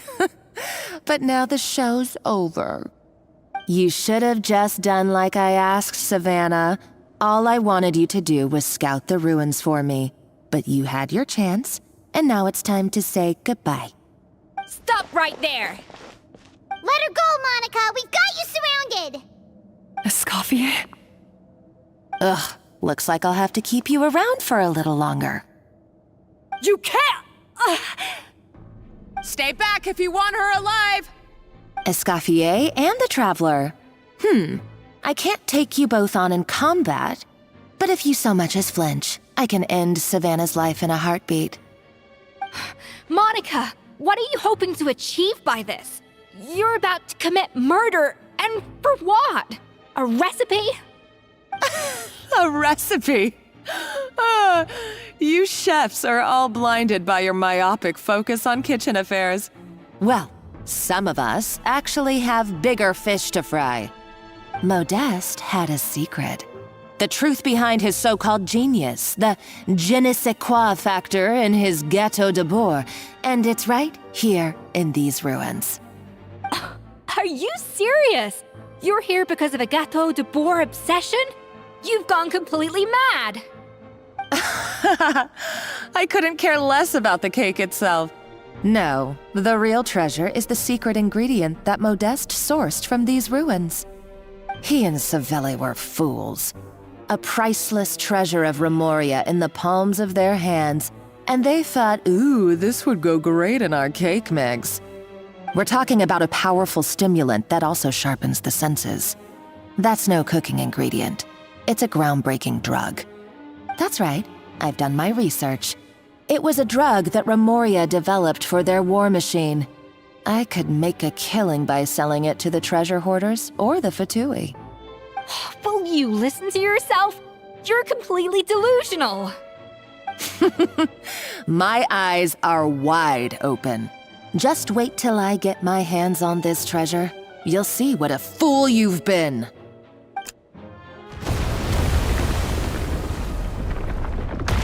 Wait, what's that sound? Just when I thought she couldn't get any crazier. She's lucky the whole place didn't collapse. Uh-oh, Savannah's gone too! Monica must have taken her. Oh, what a coward. She's only taken her hostage because she knows that she's no match for you.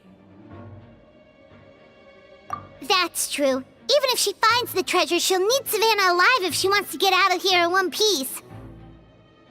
Oh, well, our path's been blocked, so let's look for another route.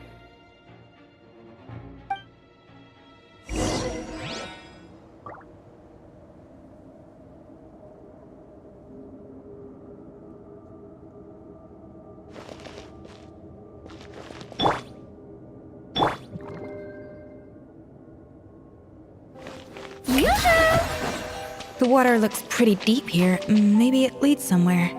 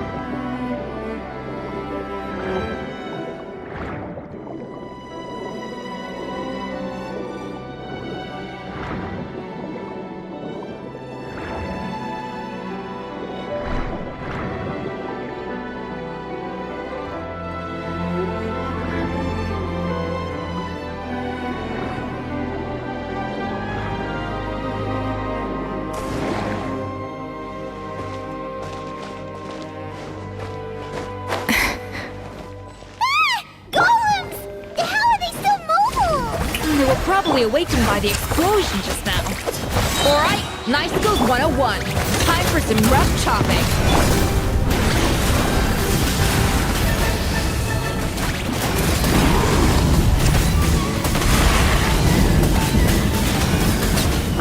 Incinerate!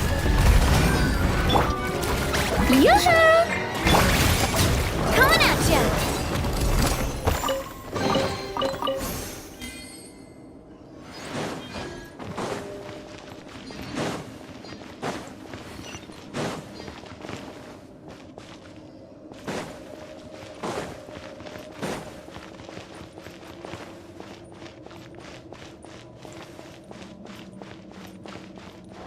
Another door? Guess we need to prepare another feast for our guests.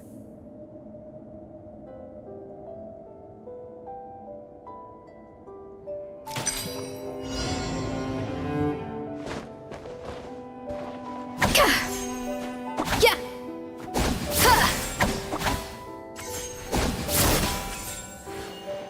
A dash of frosting.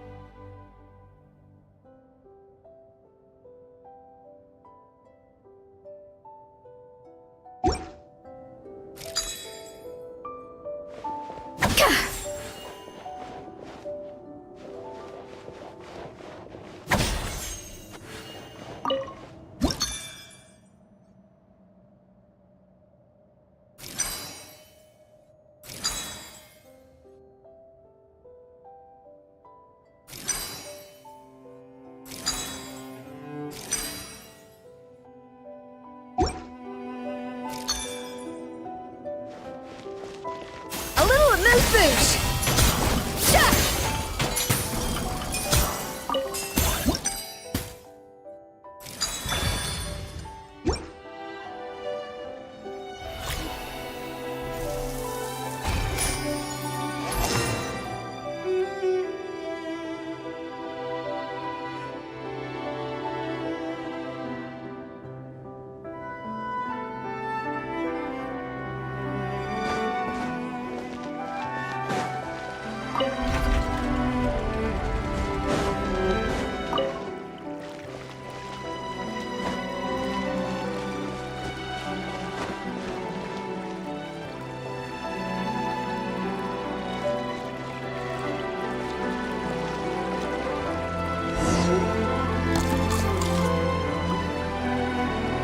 It seems to really like the texture of Rome maritime flowers.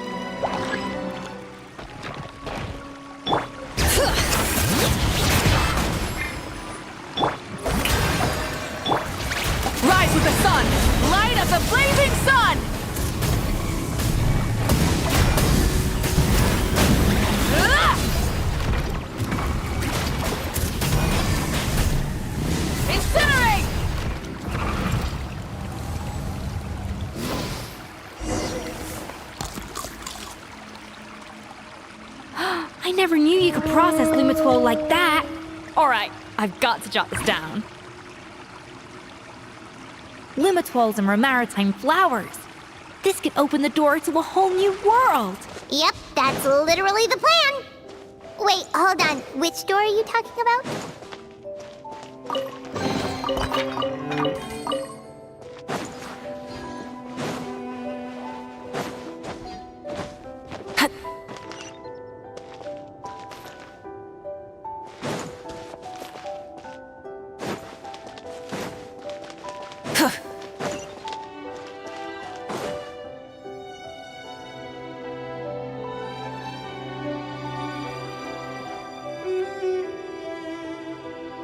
That's strange.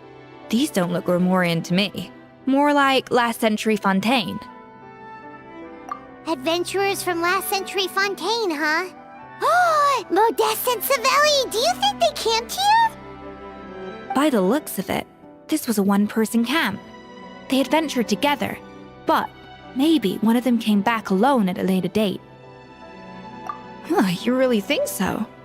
Trust our adventurers' instincts. We're pros at this stuff, just like you're a pro in the kitchen. Okay, well, the Traveler has more adventuring experience overall, but Paimon's definitely a pro rummager from all those treasure chests. Darn it! Paimon was just about to show off her rummaging skills! Huh, no kidding. Are all adventurers so obsessed with journaling? I mean, I guess I take a lot of notes when I'm cooking as well, but I thought that was just me. Anyway, let's find out who was here. It's been years since I've last visited these ruins. It's exactly the way I remember it. This place probably hasn't changed in millennia. Sadly, up above, on dry land, everything has changed. The treasure of Grimoire. That's what we used to call it. Modeste was right about its potential. It turned Gateau de Boer into a national sensation. Our limited stock of the substance meant that the Gateau could only be produced on a small scale, but this only drove up the popularity all the more. Modeste was right about that too. He predicted all of it. He was praised as a genius, while I, as the one person who'd ever disagreed with him, was labeled a talentless fool.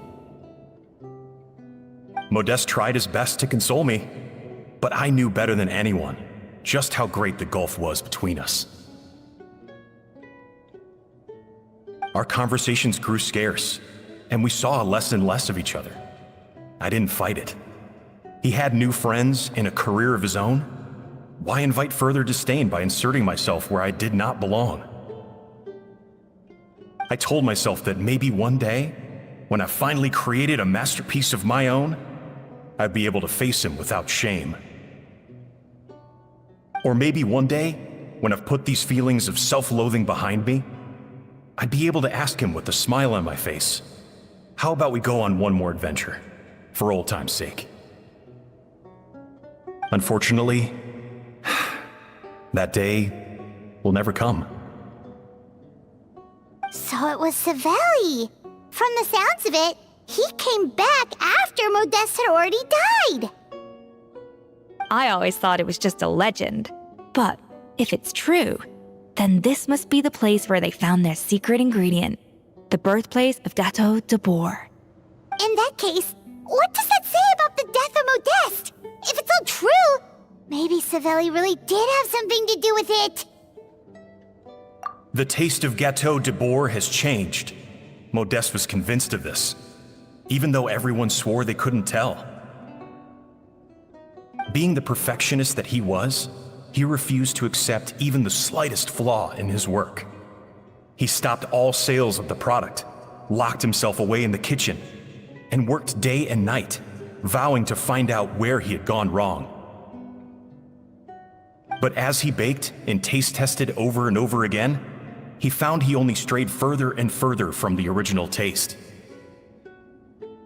It was only when he was sipping on coffee one day and realized he could not taste the bitterness that the truth finally dawned on him. What had changed was not the Gateau, but his sense of taste. The treasure of Remoria stimulates the senses, taste included, and invigorates the spirit. In the short term, it offers people the ultimate gourmet experience, but in the long term, it dulls their senses entirely. In hindsight, it made perfect sense. After all, why would a culture that sought liberation from the constraints of their bodies care for the loss of their senses? But we realized it too late. We were just too late.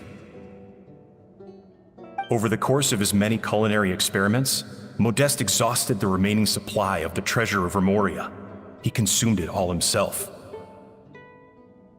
The finest culinary talent of his generation now faced a future in which he would never be able to taste anything ever again. Finally, in despair, he took his own life. And because we had become estranged, I cannot be there to stop him, to offer some words of comfort, or even to say goodbye. Yet despite everything, he sent me his final letter. The treasure of Remoria? Guess Monica was really onto something. It really was a kind of drug. So, Modeste chose to end his own life. Then, why all the rumors that Savelli murdered him? Also, neither the Codex nor any other contemporary records make any mention of the treasure of Remoria.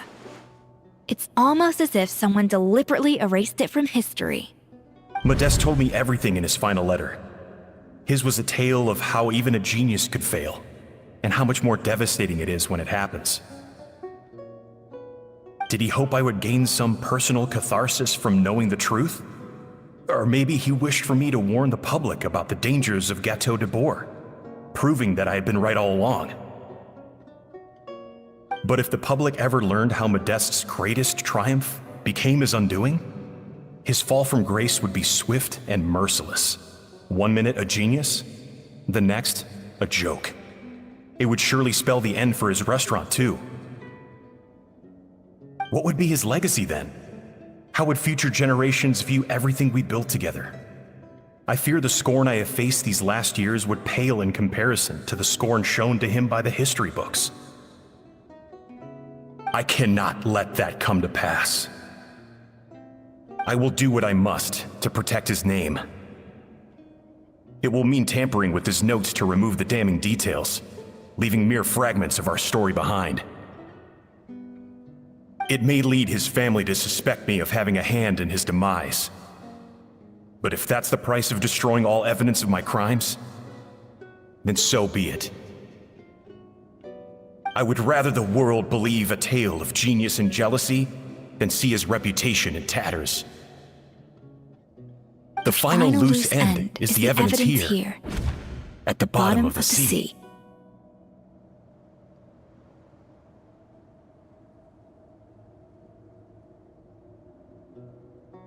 Huh? What's wrong?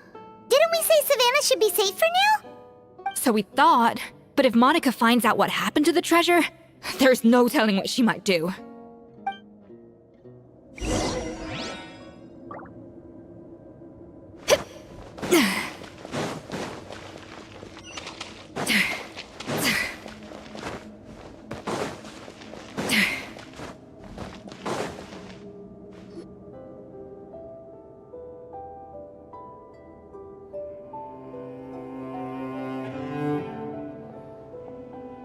The treasure of Remoria.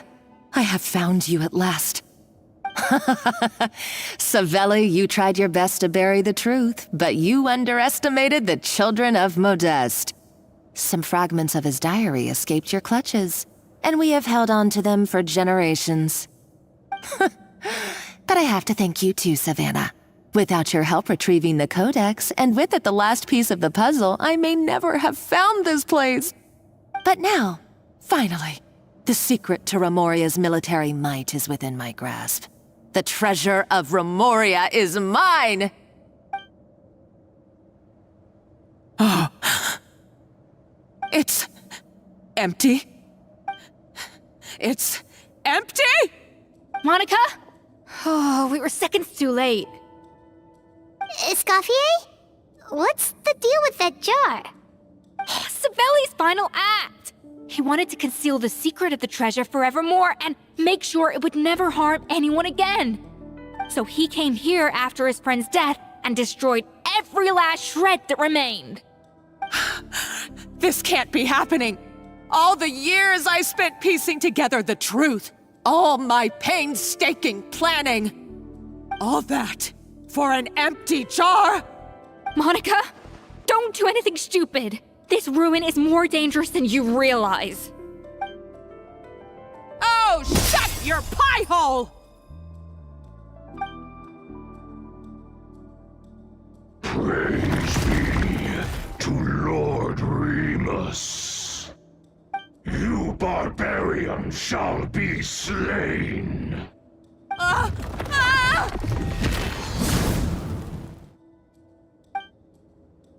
She's a nutcase! A liability to herself and everyone else. Well, now it's up to us to clean up the mess she's made. Take these golems out!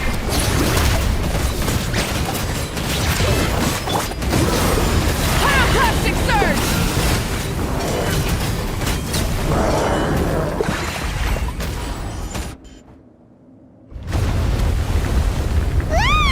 Why is this place still shaking? Either way, it's all her fault. Enough chit-chat. Let's get out of here, Traveler Escoffier, come on! Okay, I'm coming. Oh, no you don't. If I can't get what I want, neither will any of you. I've got nothing to show for my life's work so far. But if I can take another so-called genius down with me in my final moment, then it was all worth it. You're a psycho!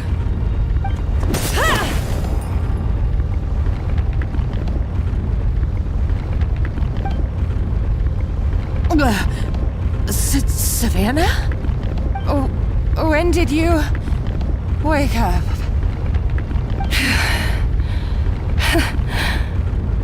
I may be a lousy chef, but it looks like I'm not a complete waste of space. Traveler? Okay, let's go!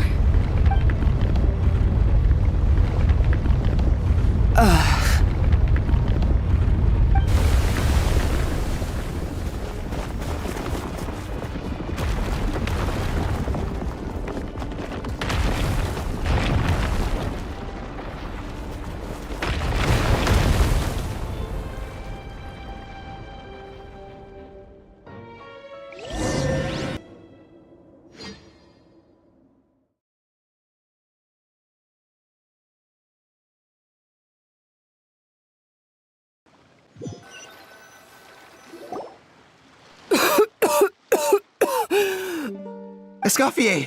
Savannah! Traveler! And Paimon! Venejem, what are you all doing here? What did you expect us to do? Stay at the restaurant and sit on our merry derrieres? While the Traveler and Escoffier were out here risking their lives? We had to do something, even though that something ended up being, well, waiting for you here instead. I don't deserve any of you. And I certainly don't deserve to be your head chef. It was my fault Escoffier had to leave. Then I couldn't live up to her standards. I acted like a tyrant in the kitchen. And now I almost got myself killed. Come back, Escoffier. Come and be our head chef again. I'll never be able to replace you. Okay, so everything I said to you the day I left, it just went in one ear and out the other? Huh? Sorry, I was kinda in my own head at the time. All I could think about was the Lumiline situation. What was it you said again? Forget it. It doesn't matter. Anyway, I didn't leave this job because of you.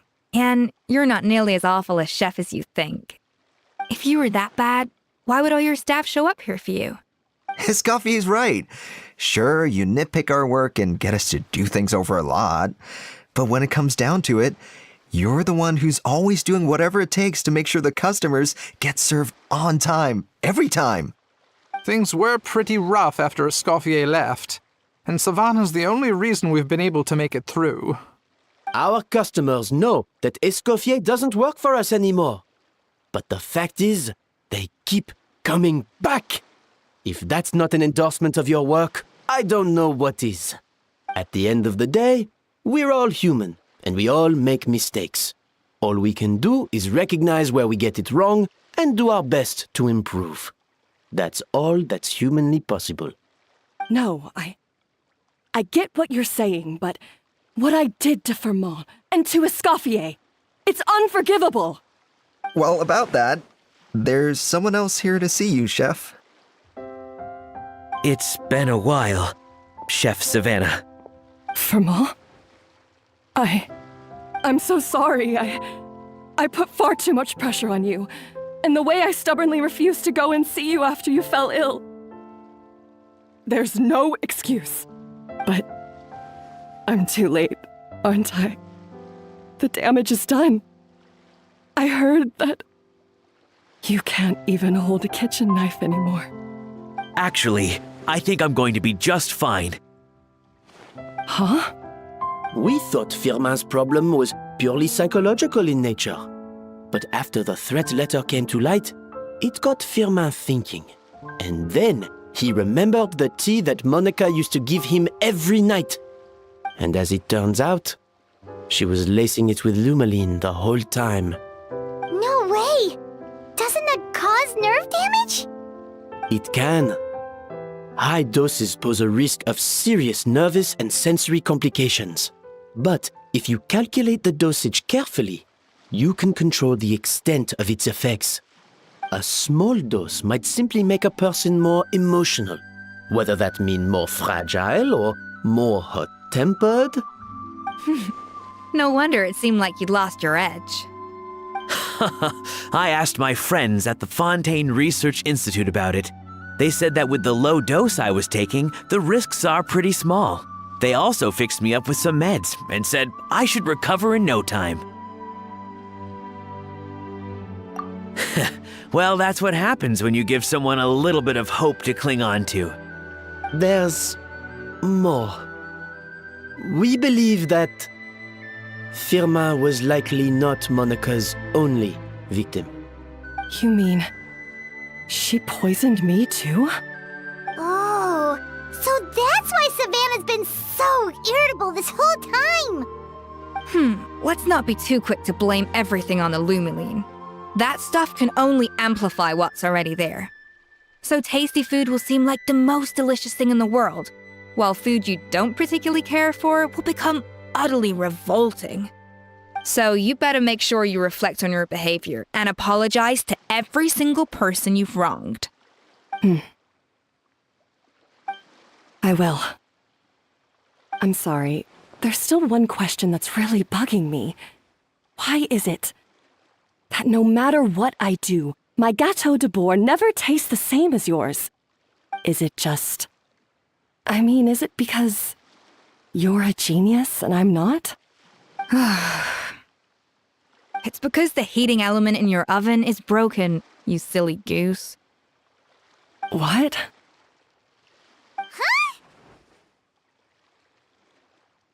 I felt like something was off during the cooking contest. Once I got around to checking all the equipment, I noticed it right away. There was a half-degree discrepancy between the temperature setting and the actual temperature. All the ovens in the whole kitchen had the same problem, which confused me at the time, but by this point, it's pretty obvious that Monica must have tampered with them. I would have figured it out the day of the bake-off, since the issue affected both our teams. But of course, Monica sabotaged mine so that could never happen. No. I spent so long trying to find out where I was going wrong, and then you pinpoint the problem in just one night? It all comes back to one simple, undeniable truth. You're a genius, and I'm just plain old Savannah. Oh, cut it out! Stop the woe is me act for a second and just think. I came up with this recipe. You don't think that might have something to do with it? Do you know how long I spent perfecting my Gâteau de Bourg? 3 years! 3 whole years! I know this dish inside out, back to front and upside down. And you've been head chef now for what, 6 months? If that? A couple hundred failed attempts, and you're gonna throw in the kitchen towel and declare you'll never be successful because you're not a genius. You clearly have no idea how many kitchen failures I've had under my belt, or just how long it took me to finally get my recipe to a level I was satisfied with. Genius or not, everyone makes mistakes. Modeste did, Savelli did, everyone does. You're only a lousy chef if you don't face up to your mistakes, learn from them, and then keep chipping away until you crack the problem once and for all. Surely you haven't forgotten all that. You were no lousy chef back when I handed you the reins. I haven't forgotten. And I'll make sure I never do. That's our head chef. Ha ha! Sounds like we won't need another changing of the guard in the Hôtel de Bord kitchen anytime soon. Huzzah! Aw, what a perfect ending to a crazy journey. Look how happy everyone is. So you got your mojo back now? Yeah. Thanks to you, Escoffier. In fact, no. Thanks to all of you. Aw, friends again. So nice to see them finally settle their beef. Good. So now that's out of the way. It's time for payback. You cheated in our last bake-off, and I demand a rematch right now.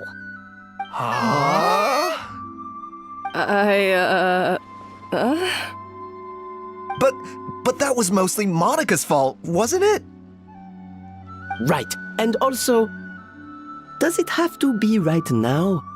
Savannah's only just got her mojo back, and you barely escaped from a death trap. No excuses. This is a cooking contest between 2 top chefs, and nothing will stand in its way. So grab your spatula and get ready, because this rematch is happening today, right now, this instant. Hey, so, this whole time you were salty about losing?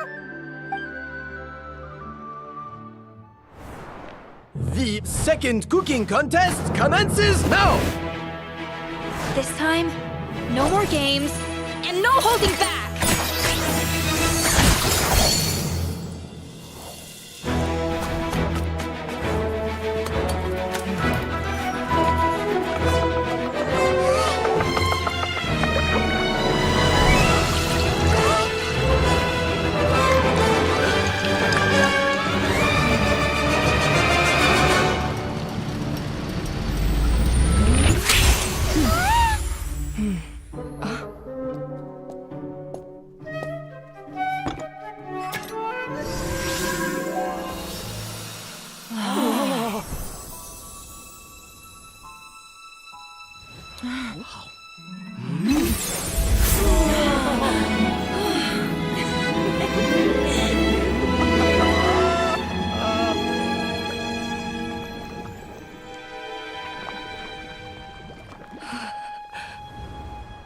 I feel like I don't have the right to be here. Hey, what are you so afraid of? You can't unbake it now. And if you don't serve it, then good or bad, you'll never find out how to improve. If you're too scared to fail, you'll never know what real success tastes like. So? Embrace your failure. Taste it. Digest it. That's the way to success. I don't know. Sounds like it's easier said than done. I'll do it.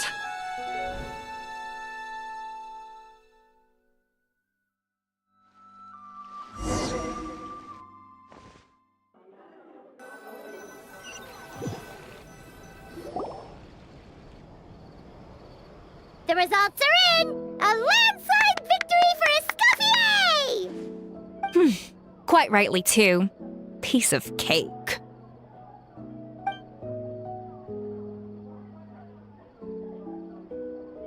Oh yeah, look at that! Savannah looks pretty chipper too, considering she lost. Now, where were we? Yes. Do you have any more questions for me after everything that's happened? I thought Navia would have filled you in. And actually, I said all this to Savannah before I left. Although, as we saw, I don't think any of it sank in. I had 2 reasons for leaving. One was the food safety incident, of course, but the other was that the Hotel de Boer had reached a point where it didn't need me anymore. So I decided to step down and look for new opportunities to improve myself. Improve how? Well, a while back, I got to know a fellow chef from Liyue, and in her, I saw so many new possibilities. She has that same adventurous spirit that Modeste and Sibeli had in their youth. Slime mucus, lizard tails. With her, nothing's off the table. There's a whole world of new flavors out there waiting to be explored, hiding away in ingredients we overlook. Case in point, remember those Romaritime flowers down in the ruins? I used them in the cooking contest just now. Did you taste the difference? What? Paimon didn't notice at all. Half of the art of cooking is dissecting the recipes of previous chefs and figuring out the exact constellation of elements that gave their work its signature taste. And the other half, it lies in freeing yourself from the confines of the kitchen. You've got to go out and explore the endless possibilities out there. Uh-oh. Paimon's suddenly not sure she wants to try your cooking anymore. Don't worry, it's not going to be a free-for-all like in Modeste's time. Before I put anything into my food, I'll obviously do my research, make sure it doesn't contain any harmful substances. In the meantime, take this. It's a recipe for Petit Gâteau de Boer revised version. I tweaked it to suit your needs as busy adventurers. Hope you enjoy, and remember, feedback is always welcome. All right! So, do you ever see yourself returning to Hotel de Boer? Oh, of course. I've already promised Banishem that I'll come back every once in a while to make sure the quality of the food remains at an acceptable level. You know, Paimon's still a little disappointed that we never got to see the treasure of Remoria. Surely Monica wouldn't have gotten drawn in so deeply if it wasn't for all the mystery surrounding the original Gâteau de Boer. She practically dedicated her life to finding the lost pieces of Modeste's diary, then went to all that trouble to infiltrate the Hotel de Boer. And in the end, it was all for nothing. Since you mentioned the treasure, between Modeste's writings and what we saw in those ruins, I think I may have figured out the truth. The so-called treasure of Remoria was most likely a substance that the Remorians extracted from lumitoids, better known to us as lumiline. Huh? So then, why all the hype back in the early days of Gâteau de Boer? Don't forget, it was a very different era. We could barely even refine sugar back then, so desserts were very much in their infancy. In a world of bland food, it's no wonder that the first thing to really excite people's taste buds took the world by storm. And as for the lumiline, it may well have been somewhat valuable in ancient times. But these days, it's just another drug from the Fontaine Research Institute. Even if Sibeli hadn't destroyed it all, I doubt it would be worth that much these days. So after all that, there was nothing in those ruins but worthless junk. Feels strange to say it, but Paimon almost feels sorry for Monica. She sacrificed it all only to get nothing in return. Oh, hey! Huh? Navia? You just got back from that underwater ruin, right? Well, check it out. They ran a special issue. Did you see anything like this down there? Freshly unearthed from the ruins of Remoria, a magnificent jar thought to be over 1,000 years old. Experts say it has immense artistic and historical value. It could be worth an absolute fortune. Wait, isn't that the jar they used to hold the treasure? If only it was still in one piece. Some butterfingers must have dropped it or something. Ugh, it's such a shame.